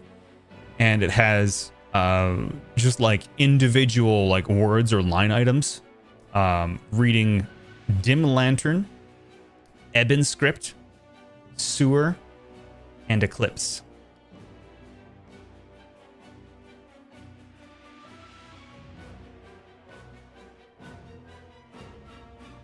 I'll repeat that. Dim lantern, ebon script, sewer, and eclipse. All right. No shadow eye? Damn. Shadow Eye's not mentioned. Ebon script. I wonder if that's these strange symbols. Yeah, ebon script, as in ebony, but ebon script. Yeah. Mm-hmm. Just making sure it's, you have it right in your mind.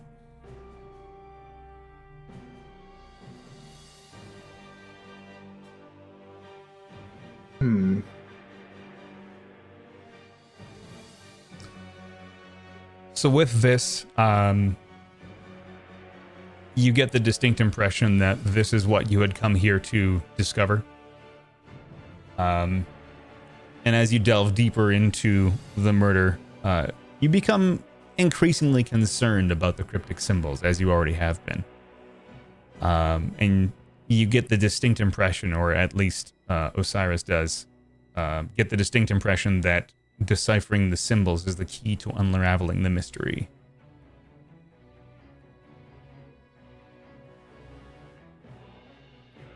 And if y'all want to roll me a history check.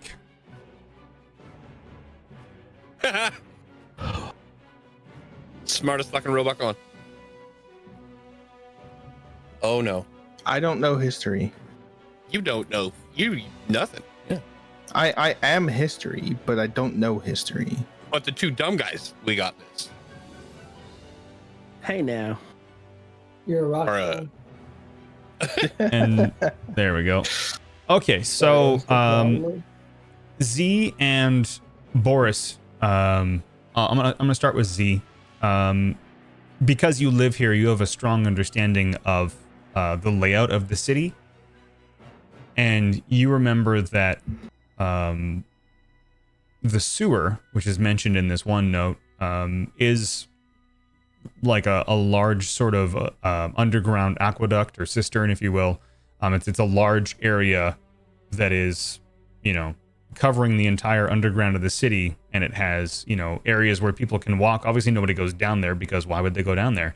But the sewer is definitely not only a walkable location, but you get the impression, or you've always gotten the impression because you've wandered down there before on your own out of curiosity, because you're a Warforged and you get curious.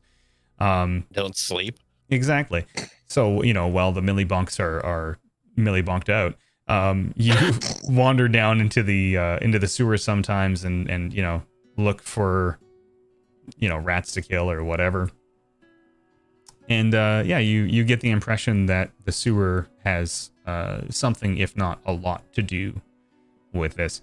Boris, you aren't from here, but you do have a recollection of one night where you were partying. You wandered out of a pub and you saw a shadowy looking figure appearing to sort of hop into a sewer entrance and close the grate behind them. And you thought it was just a drunken hallucination, but it comes back to you as you like read through this note, and it says sewer, and it just clicks for you. You're just like, wait a minute. And then Ted, you're aware that there's a sewer. That's about the extent of your experience. Guys, there's a sewer. Osiris seemingly knows nothing about the sewer.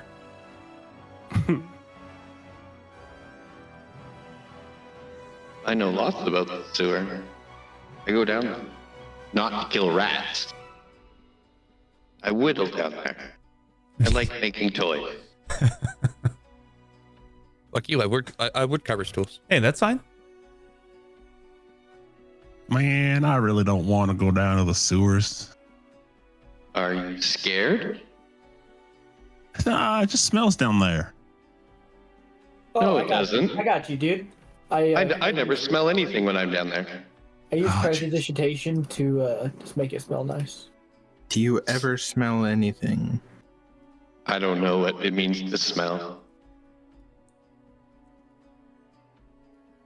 Of course not. Why would you? So instead of an odd odor, you made a nice odor.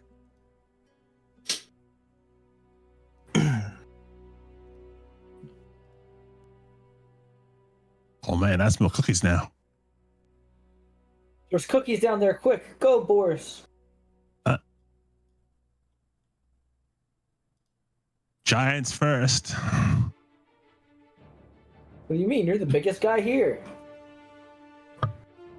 You look like you could bench 400 pounds, dude. Boris is literally looking up at all of them. I kneeled down a little bit just to try to make myself look smaller. Z does the same thing. Come on, buddy. Come on, buddy. Boris. Oh, Boris.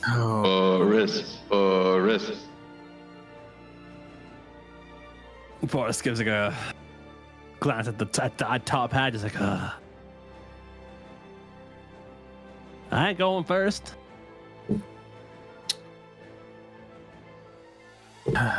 Are we going to the sewers or not? Z jumps up and starts making his way towards the front door. Follow me, friends. I know the way. Follow Iron Man. I have a question. Yes. DM.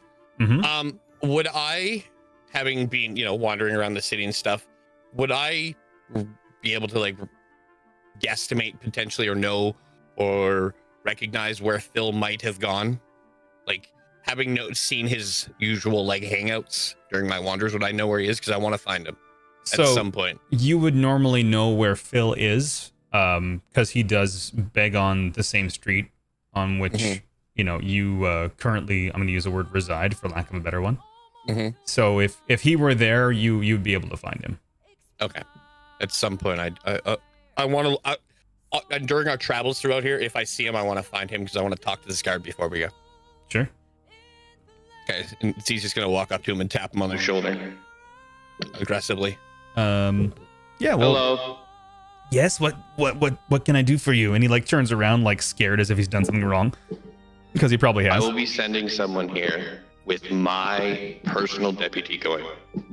You are to let him in, and you are to let him do what he will describe to you he is to do. I will be sending him. Do not make me come back here. The guard kind of looks at you and he's like, whatever. Okay.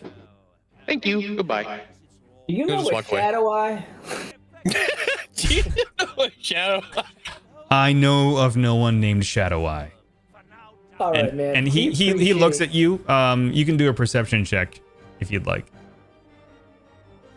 Nah, I'm not concerned. I believe him.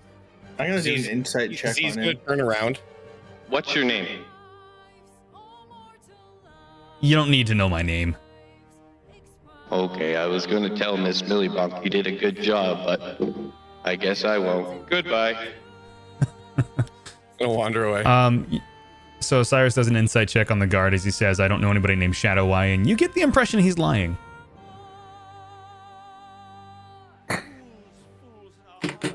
Place has been locked up and the investigation is done for now. Why don't you come with us for a bit? No, my job is to stay here. That wasn't a suggestion. I'm not moving. Well then, you can tell me how you know Shadow Eye. I don't know anybody named Shadow Eye. I can tell that you're lying. Whoa, what's happening over here, guys? He's lying about not knowing Shadow Eye. Roll persuasion. You would lie to me? Dude, we should just be friends. You lied to the big guy? Wow, that's an awful roll. He actually outrolled you. I would friend, hope he'd outroll a 4. For the duration, you have advantage on all charisma checks directed at one creature. Okay. You can go ahead and roll persuasion if you want to.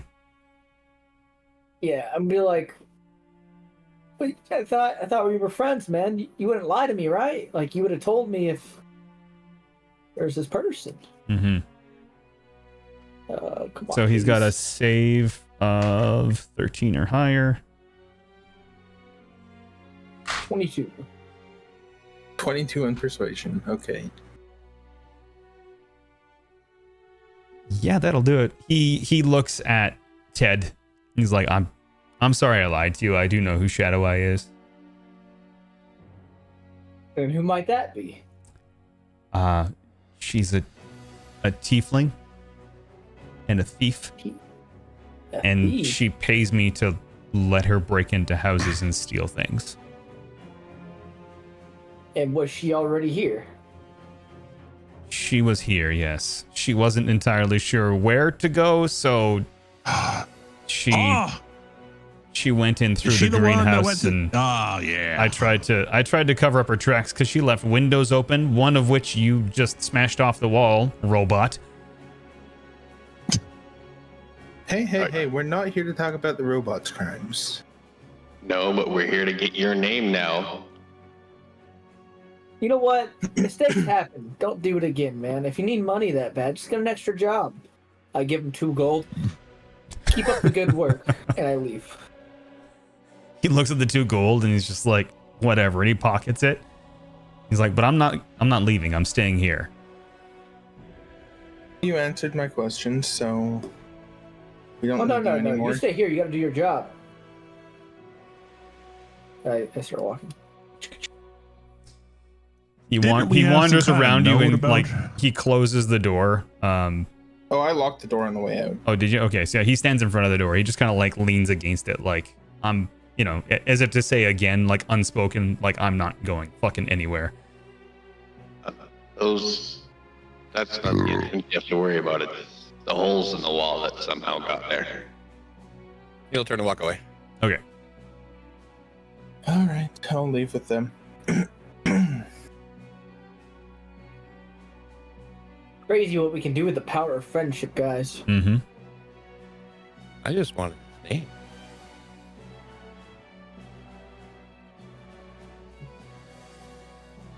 All right. Let's get everybody's tokens grouped together so I can copy and paste you. Oh, my bad. You're good. All right. So you wander.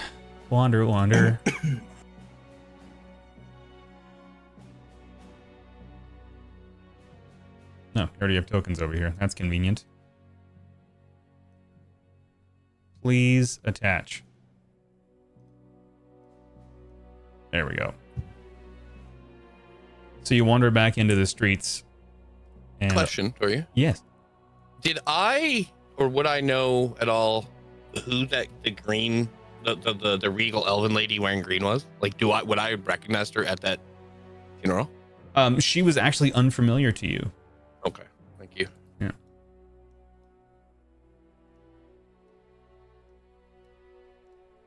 All right, so you wander back into the streets. You said you wanted to try and find the beggar, right? Yeah, just real quick. Okay. You mean Phil? Yeah, Phil. Phil. You wanted to find Phil. Yep. Whatever kind of search or investigation or finding technique you would like to use to try and find Phil, you can go ahead and do that. Phil! I don't know, like perception or investigation, or what do you want? Yeah. Either or. I like perception. It's wisdom. I got a better chance at it. Well, that works. Oh shit. Nat 20. First nat 20. Like, Based on finding. So no, you you got a nat 20 earlier. You Did just I? had a -1 to the roll. oh yeah, my investigation. Yeah, you're right. So you search up and down the streets where he is known to reside, so to speak, and you actually don't see Phil anywhere. He appears to be missing. And but you do sort of pass by other of those who are homeless, and they inform you that Phil has gone underground. As in, like, he's gone like off the grid, kind of underground, or like actually underground into the sewers. They sort of, when they say underground, they point towards one of the sewer entrances. Okay.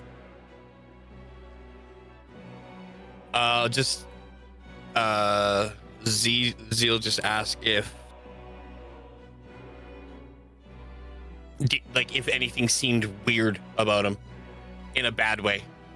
'Cause he should have been super stoked. So I just want to know if he seemed disturbed or scared, or like if anything was wrong, or if he was still just fired up. He seemed very focused. He was happy about his newfound money, and he wandered into the sewer with it for no reason that you can currently discern, because all you know for the sewers is the sewers.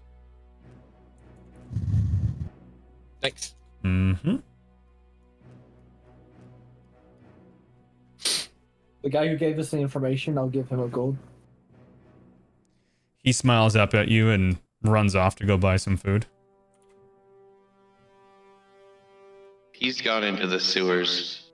He's gone there for a reason. Well, into the recognize sewers we Phil. go then. I recognize Phil. He wouldn't just go. He would be way happier than it was described. So, sewers it is. I know the best place to enter. There's a spot not far from here. I miss Semina's place. That's how I get in. It's quiet down there. It's dark, but we'll be okay. And I'll lead him to the sewer entrance by Semila's place. Which would All right. be, I don't know.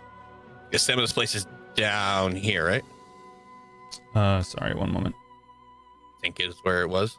Yep, down there. That's right. So yeah, there'll be a sewer entrance somewhere down there. I don't fucking care. Okay. So you wander and you find the sewer entrance with ease because you've been through it many, many times. And you end up in a long hallway.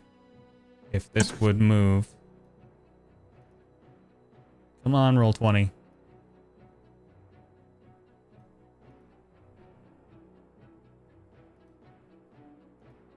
As they're walking through the city, every once in a while, Z's just going to keep looking up at the tree as well, periodically. Go right There we go. God, that took way too much.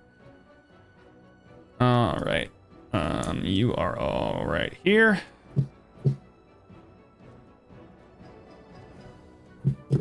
And you are in a long hallway. This is the closest thing to sewer I could find, so please ignore the webbed up bodies.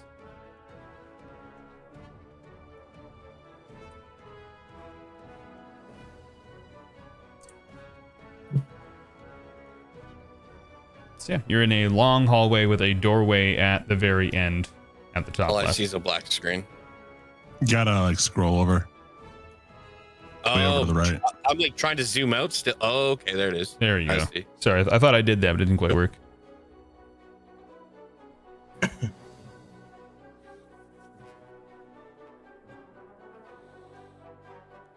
All right, you can start wandering through.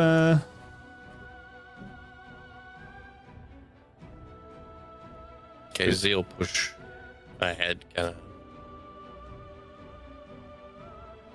with his shield and warhammer out.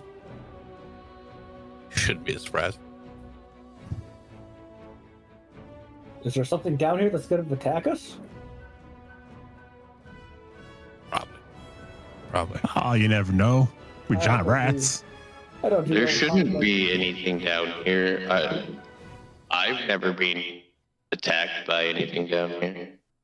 Okay, cool. There's a Don't do first all time for conflict, everything. There is a first time for everything. As you wander down the hallway, obviously the sewer is looking a little bit, wet. Obviously, there's water flowing through it, kind of, not quite knee deep in the middle, but along the sides, you can walk on sort of a raised stone platform.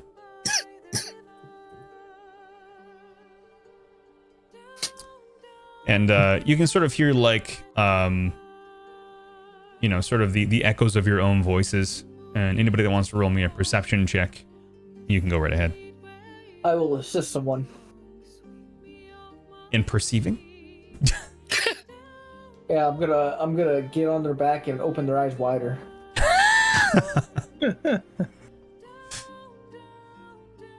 It's funny because the only person that realistically could just jump on their back has no eyes to open. He just crushes Osiris flat to the floor. I'm just kidding. Starts grabbing Z's head like, where are your freaking eyes? So, Ted, if you want to roll a perception. Oh, no, that was yours at the top there. No, it wasn't. You have to roll a perception check. No, yeah, I clicked it. I don't know why it's not going. There's about to be 4 of them pop out of nowhere. I will take the best one. It's super advantage. I will take the best one. Roll 20's being real grumpy. There it is. The first one is what we're going to take, 19. So, Ted and Osiris both hear voices echoing sort of down the hallway, and they don't sound all that distant. boys. You can hear like laughter and camaraderie and you know, it sounds like there's somebody not far away. Oh wait, they sound like they're having a good time. They sound like they're having a good time. Hell yeah! I start like walking up. I will follow him.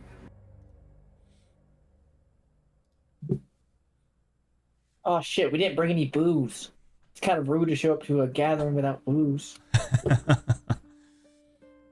So you get to the end of the hallway without incident. There's no, you know, hidden traps or anything. And you see another long hallway with a door. And as you get to the hallway, this will open, of course, without any effort. It is unlocked. As you get there, you notice that there's a door over here, and you can hear voices clearly coming out of there. Oh, I will walk in. And they sound like they're laughing and whatnot. You're gonna enter the room? Is there anything down here? Well, shit. Is there anything down here? It doesn't That I appear can as there's see? anything significantly different down here, no. Down at the end, there's nothing else down there at all. Well, there's a doorway down there. Down here? Right there, yeah. Oh, okay, yeah.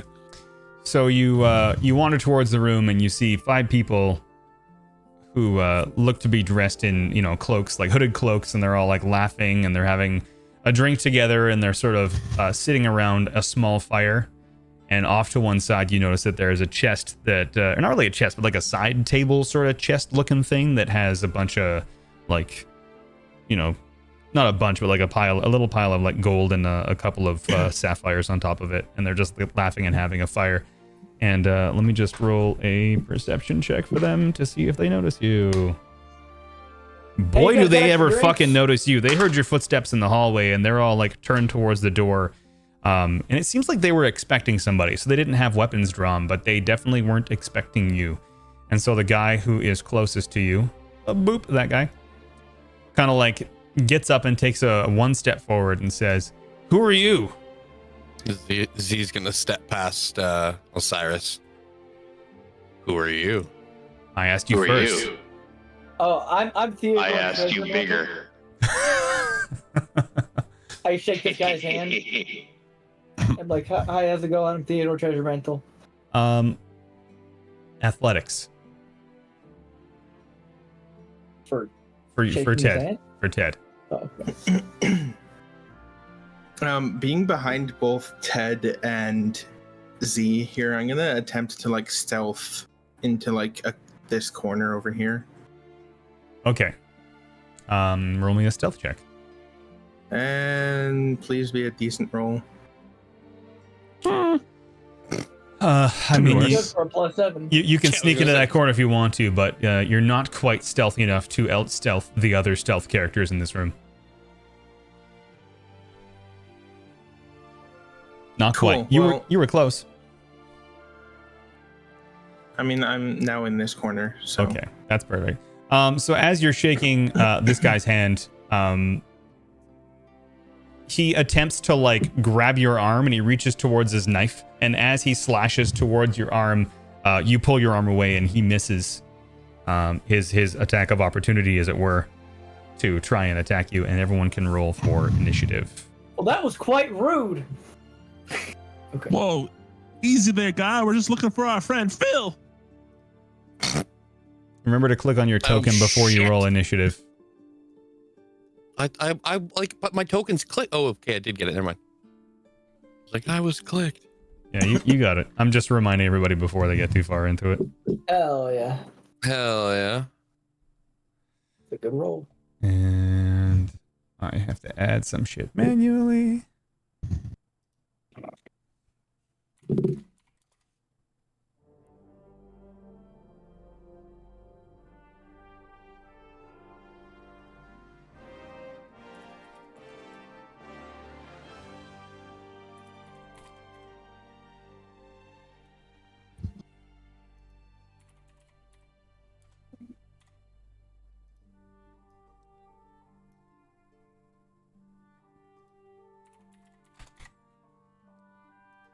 Okay. Next one got a 7. That one got a 16.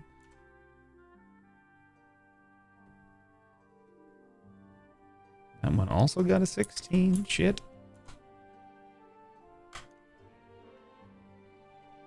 One got a 6. Oops.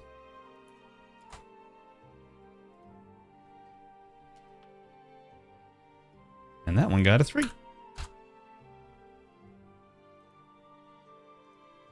There. Okay. I'm not too sure why Z's token is unlabeled, but that's fine. Same with Boris. Oh, because you guys are using D&D Beyond, right?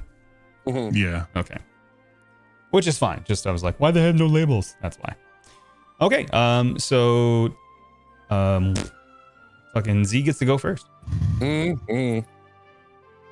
just gonna step forward into between these two and look at the gentleman that decided to try and hurt my friend. Mm-hmm. And I'm going to swing my warhammer at his face. Let her rip.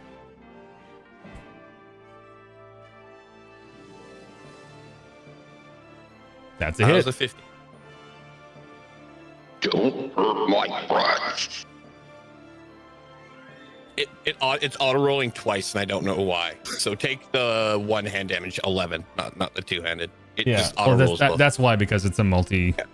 Yeah. Well, so there should be a checkbox. You should be able to click on it and check which one you want to do. Or you can just, it says which one is which. So yeah, I know. Yeah. So yeah, just the 11. 11 damage. So how do you want to do this?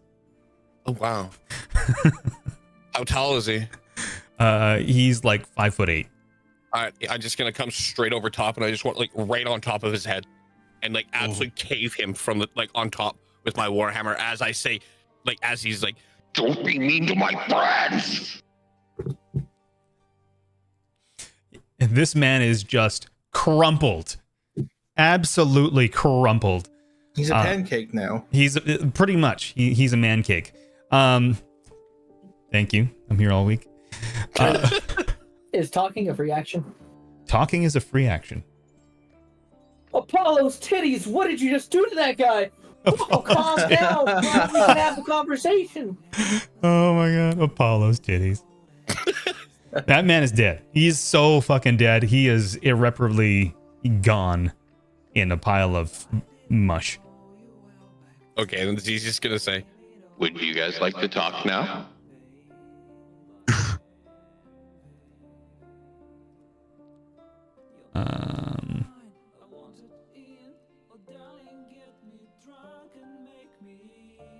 I don't know how to. How do I get rid of one of them? There should just be a little gear you click and it just deletes.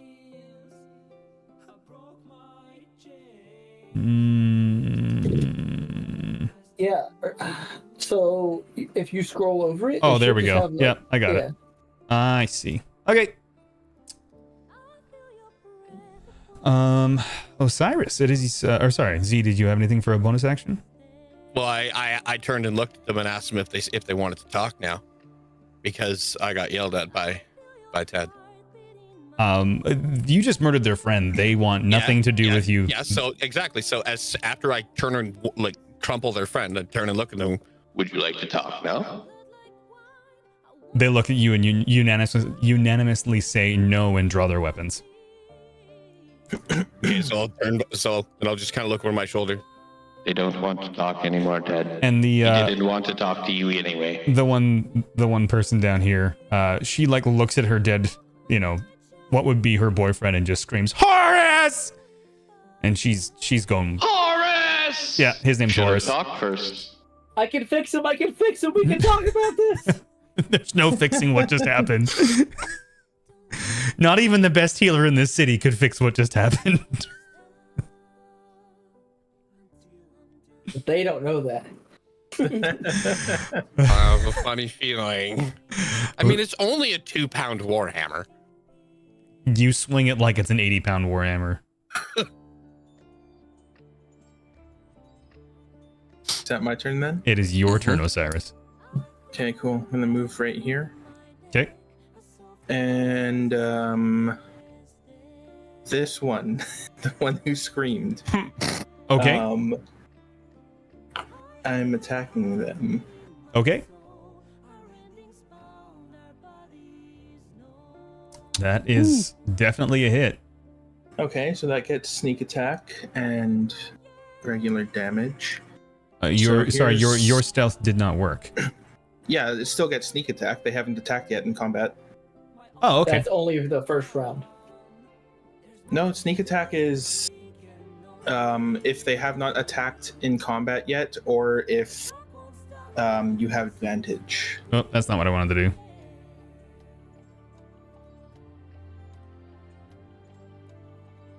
This message has been hidden.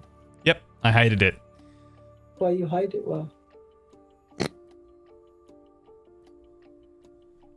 So sorry, is that an effective psychic dagger? No. It's sneak attack. Once per turn, you can deal 1d6 extra damage to one creature you hit with an attack if you have... Oh, what? You don't need advantage on the attack roll if another enemy of the target is within 5 feet. I thought it was if they hadn't attacked yet in combat, you also get it. that's a subclass. Oh, is that a subclass? Yeah, Yeah, it's the that's assassin a subclass. feat of a subclass, I think. No, it's the assassin subclass. Yeah. Oh, okay. Yeah. Oh, that's because I was originally going to be an assassin. but That's I'm what it not was. at the There you go. subclass yet. Oh well. Either way, they take 5 psychic damage. She sort of holds her head confused as to why things hurt because she saw no weapon enter her fray, and is a little confused, but still standing. Yeah, she's just suddenly hurt, but there's no bleeding or anything. There's no physical evidence of. Yeah. But she's looking a little worse for wear. Oh, I can do that, it's my right? turn. There we go.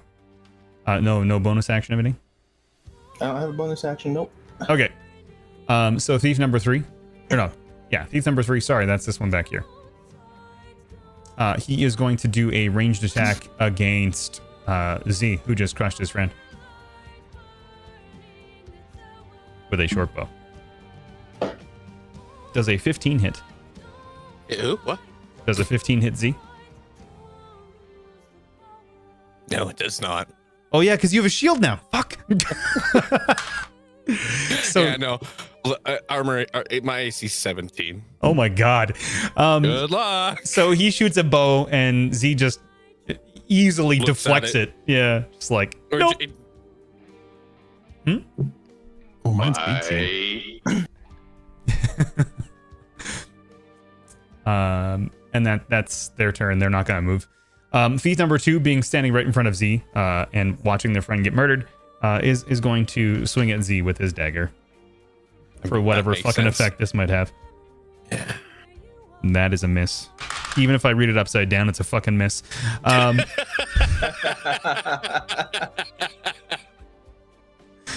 So he goes to swing his dagger at you, and again, it's you just like sidestep his swing. You can add flavor text if you'd like. Stop it. This thief here is going to attempt a range attack at Z as well. Just again, Yeah, his math checks out. being the one. That is also a miss. So another small arrow goes sailing past you as it sort of Little bugs.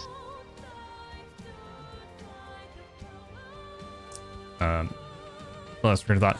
Another goes sailing past you, and that's that is a miss. And they are going to move sort of over like here-ish.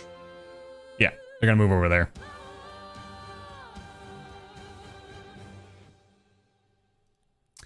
It is Ted's turn. Okay. I'm going to.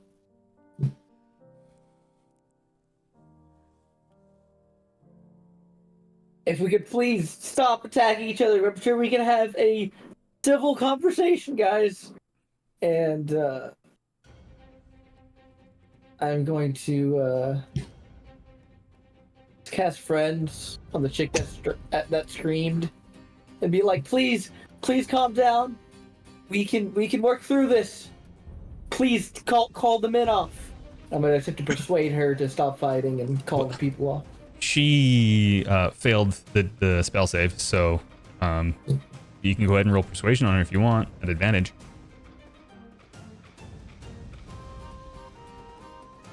Advantage. What are you blathering on about? Persuasion. Are you fighting these bandits? She looks at you confused as to why you would want to be friends after you murdered her boyfriend. She's not interested. To be fair, I'm fighting them right now. You guys are just talking at them. Then I go, "I can't be a part of this." And I leave the room. It's the bard a pacifist. Oh my god. It's Boris's turn. What the fuck? What a bitch! And he goes to attack.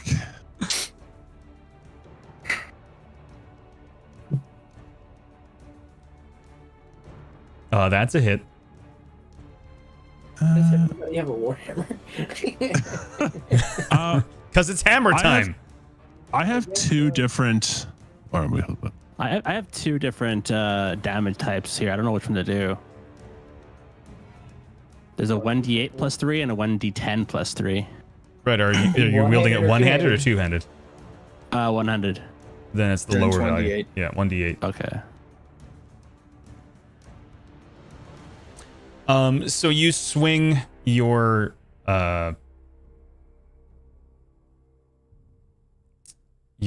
hammer, and you hit her sort of like in the upper right torso section and sort of stagger her a little bit. And she sort of screams in pain a bit, like, "What the fuck? Ow!"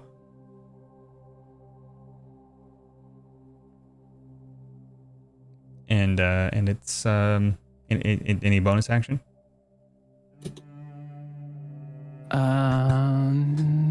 No. Okay. Well, that's the end of your turn.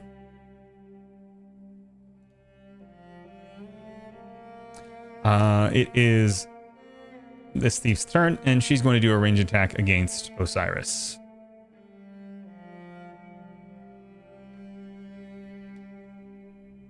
$17 hits, I assume. Yep. Please take 6 points of damage. Which one shot him? This one. The one that yelled? Okay. Ow.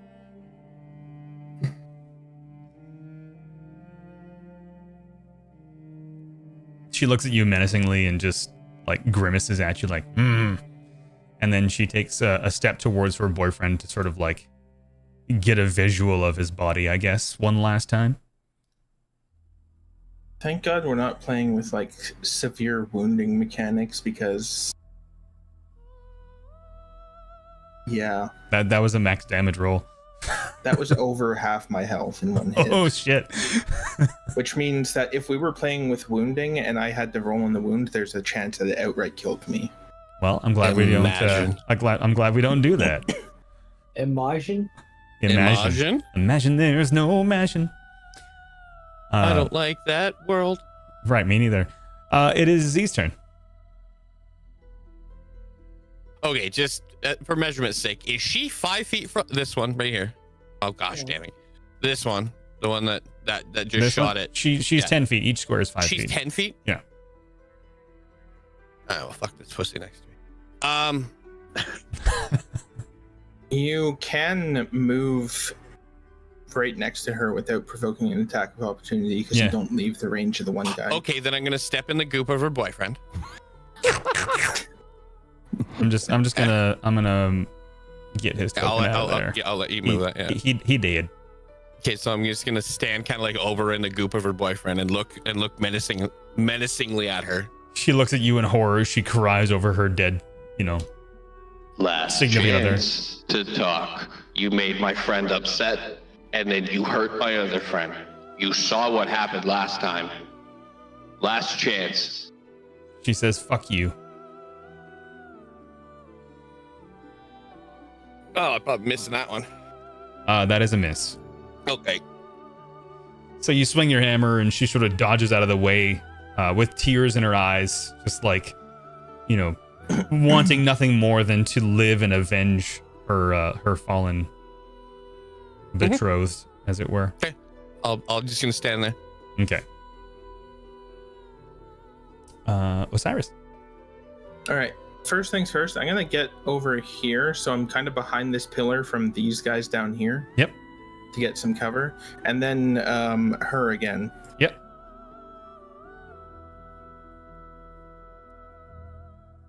That's a hit. And this one actually gets sneak attack because she's within 5 feet of an enemy. Mm-hmm. So And engaged. there's the standard damage for 5, and then the sneak attack damage for another 3, so 8. Perfect. So she screams in agony, holding her head as she falls to the ground, and in a little bit of a whimper, like reaches out to her dead kin and just stops breathing. You gave her an aneurysm. Yep. Basically.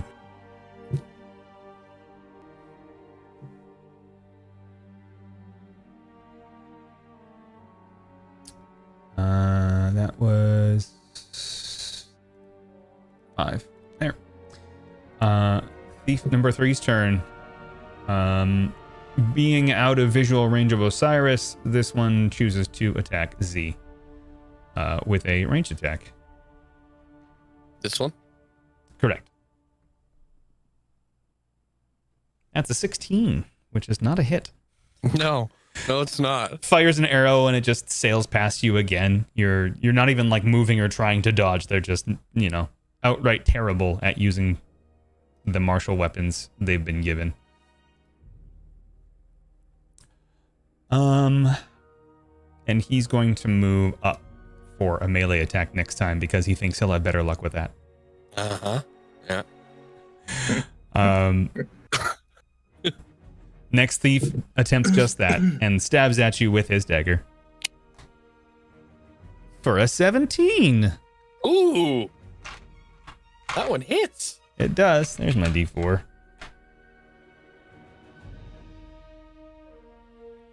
And he somehow manages to puncture some of the plating on your body and does 4 hit points of damage. Damn. Mm-hmm. Another max roll.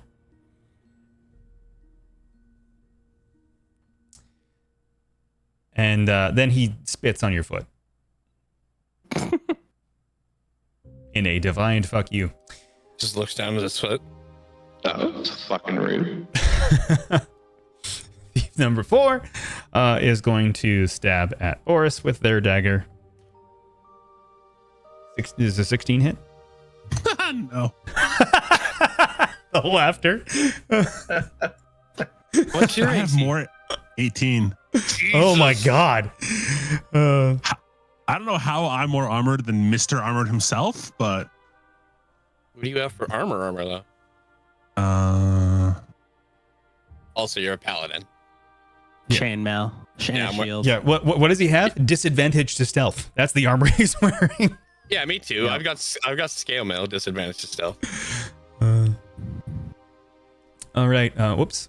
It is Ted's turn. I tried talking to him, Ted. I tried. I swear I tried this time. You heard me. I tried. It's like picking on baby seals. You started it. I think Z should throw the body at Ed. Ted's gonna like look inside real quick, see the mush, puke just all over the ground. This one wasn't me. I didn't do this one. Okay, the one underneath. You saw that one. This one wasn't me. And then be like, "Oh, let me know when you're done." All right. I'll go deeper into the hallway. What is with this guy? Okay, it's Boris's turn. Haha, you're going to do much better than that, lass. Like, your mustache looks terrible.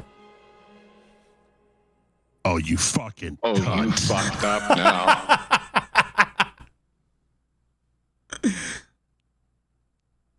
Yep. Yep. That's a big old hit. Oh. So as you swing your hammer, you make a connection. How'd you like to do this?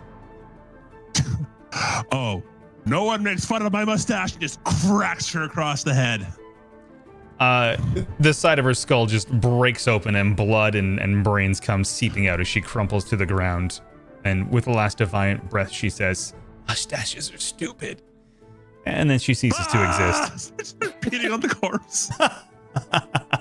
Just, the rest of his turn is just Boris stomping on her.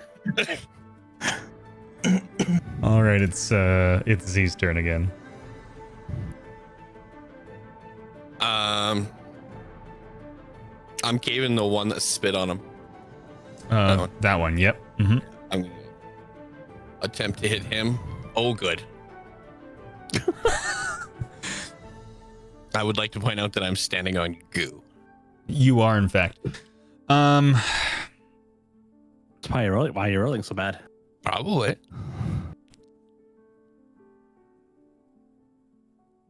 Let's see, what can we do for a crit fail on this one? I'm gonna roll. You drop your weapon. It's right next to you, but you drop your weapon. Uh-huh. Force of the swing sends the weapon flying through the wall and it creates a new tunnel. A giant spider comes out. No, I'm just kidding. It's here for retribution from layers. What? Okay, I can't really do anything till next turn. That's correct. You can take a free action to pick the weapon up.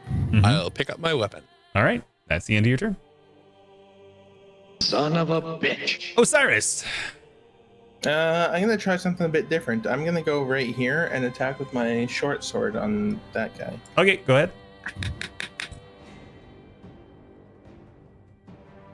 That's a hit. All right, and yeah, sneak attack again, yay. Oh yeah, because that's when I was fighting. Mm-hmm. So base damage is 4, Yep. and then the sneak attack is 4, so 8. All right, so you sink your dagger into his chest, and he screams. Sorry, short sword. Pardon me. Short sword. Short sword. You sink your short sword into his chest, and like all the way up to the hilt, slicing through muscle and cracking bone, and he screams in agony, and he is looking very, very hurt. You get the impression that one of his arms is no longer usable, but he is still standing. And Excellent. I'm going to use my bonus action to make an offhand attack with my standard dagger. oh shit! Okay, So it's just going to roll as a +5, but just take 2 off of it because I don't get proficiency bonus. okay, So 13. still a hit. And then it will deal... And anything you do is he's done. So how did you want to do this? I'm going to stab the dagger into his eye. He screams in pain as you sink the dagger into his eye and make a connection with his brain behind, and he falls to the ground in a heap. As he falls, Z's just gonna mimic spitting on him. The same thing he did to him. Also, what was their ranged attack? Is it like a crossbow or It's a short bow. short bow? Okay. Yeah. So I'm doing this with an arrow sticking out of my shoulder. You are. That was thief number 2. So remaining is only thief number 1, the one standing in front of Z. And it is his turn. He is going to... Let me see here. Okay, no. Yeah, he's going to attack Z. What a shock. Apparently he has no idea to handle that dagger because ranged or unranged, this man is incredibly ineffective against the massive visage that is Z. Probably a little terrified. Yeah. I rolled for fear to see if he tried to run away from you.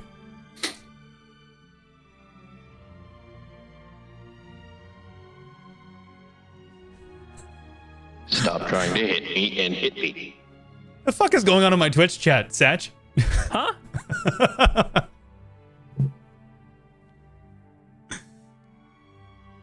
Hey, Satch's accents are the best accents. I agree. It is now Ted's turn. You okay, Ted? Ted, you okay? At the end of this hallway.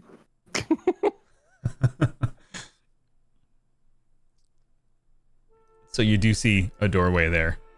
It's a like a closed door, not a grate, so you can't see through it until you open it. Okay, I'll stand here and, I'll make sure there's no dangerous things around besides my own party. Perfect. The door's a mimic. I'm just kidding.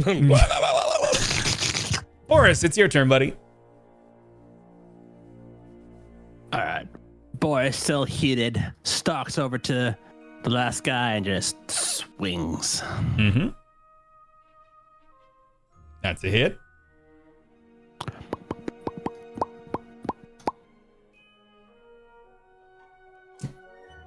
So you crack him across the side of the head, and he's got a bit of a bleeding wound near where his temple would be, but you just barely missed the killing blow, and he is still standing and ready to fight.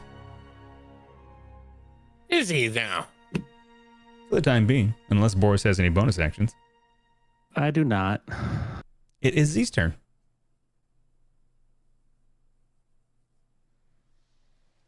Does that hit? Yes. All right. Before. Yeah, no. I was thinking about putting away his shield to swing two-handed. I'll just swing one-handed. Oh, It's for 6. that's a missed opportunity. Mm. Do you No, hate mustaches one-handed too? damage is actually 8.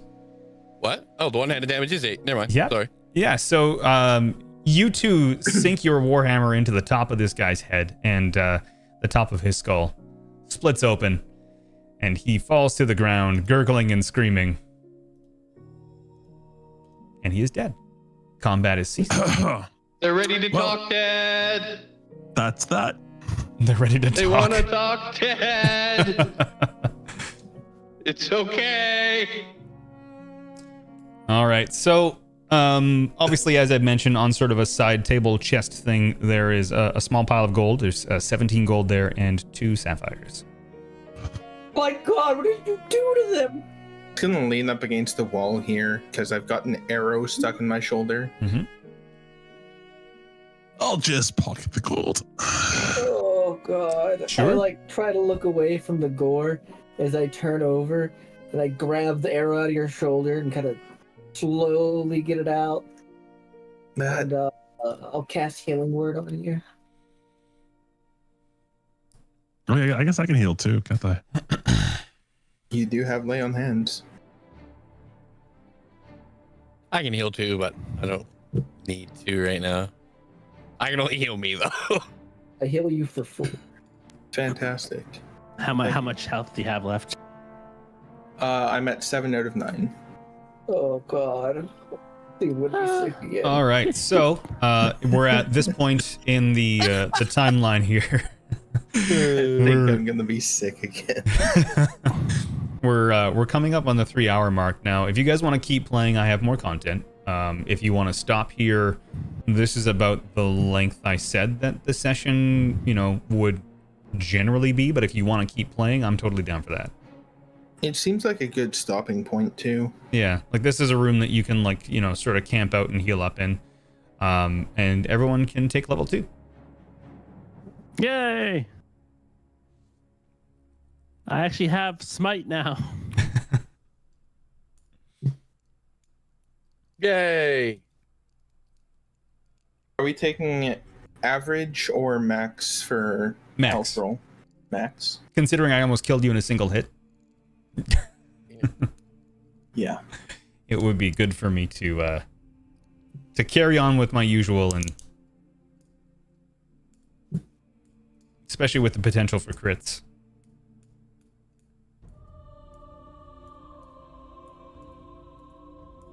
GG. Oh boy, I've got action surge now.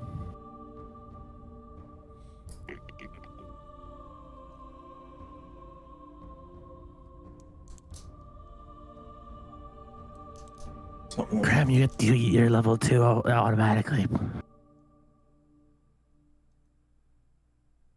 Probably.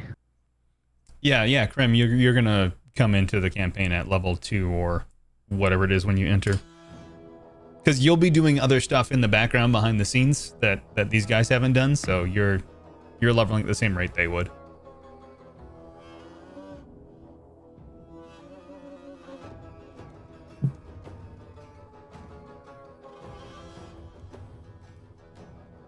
Yep. I now have 18 of 22 HP. This thing.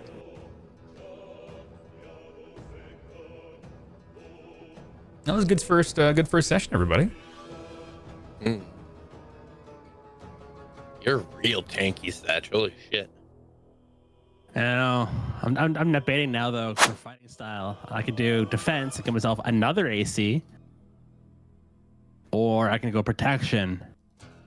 And then if anyone attacks a friend and I'm like, we're all within 5 feet of each other, I can impose a disadvantage on the attack roll. I completely forgot that. I wonder if I forgot to add that in.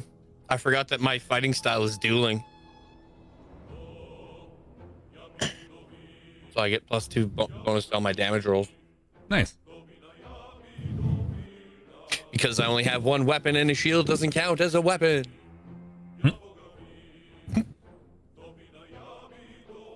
Whatever. I don't get mad at much. Excuse me. How Does anybody have any questions or final thoughts? Thanks for DMing. Yeah, thanks for DMing. Of course. Yeah. I'm actually like really excited about this one. This whole murder mystery start was something I got inspired by, and it's going exactly, as awesome as I hoped it would.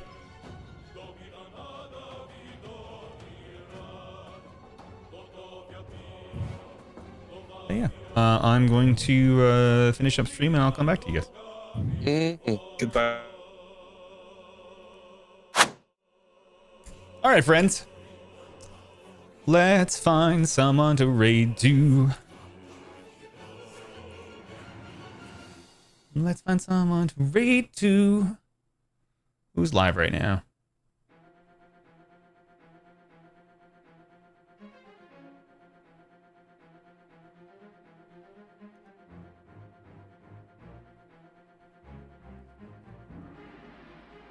We are going to raid.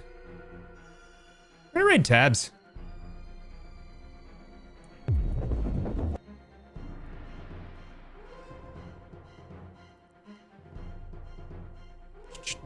Why is all my stuff gone? There we go. Yeah, we're gonna raid Zabalicious, a streamer friend of mine who's engaged to another streamer friend of mine. Tabs is good, people. And I will leave you with a view of my awesome new sign that Majin bought me. Isn't it cool? I like it a lot. Be nice to Tabs. Tabs is good, people. And I hope you all have... I know you'll have a shirt. This was great. I enjoy DMing. I enjoy being creative and creating, these nice little environments for you guys. I enjoy it quite a bit. Even with my mistakes, you all stuck around and we had fun. So, yeah. Have a good weekend. Have a good Sunday. I'll be kicking around playing games or doing something for the rest of the night. I'm going to get some food. And, yeah, don't be a stranger or whatever they say. And, hey, look, a unicorn.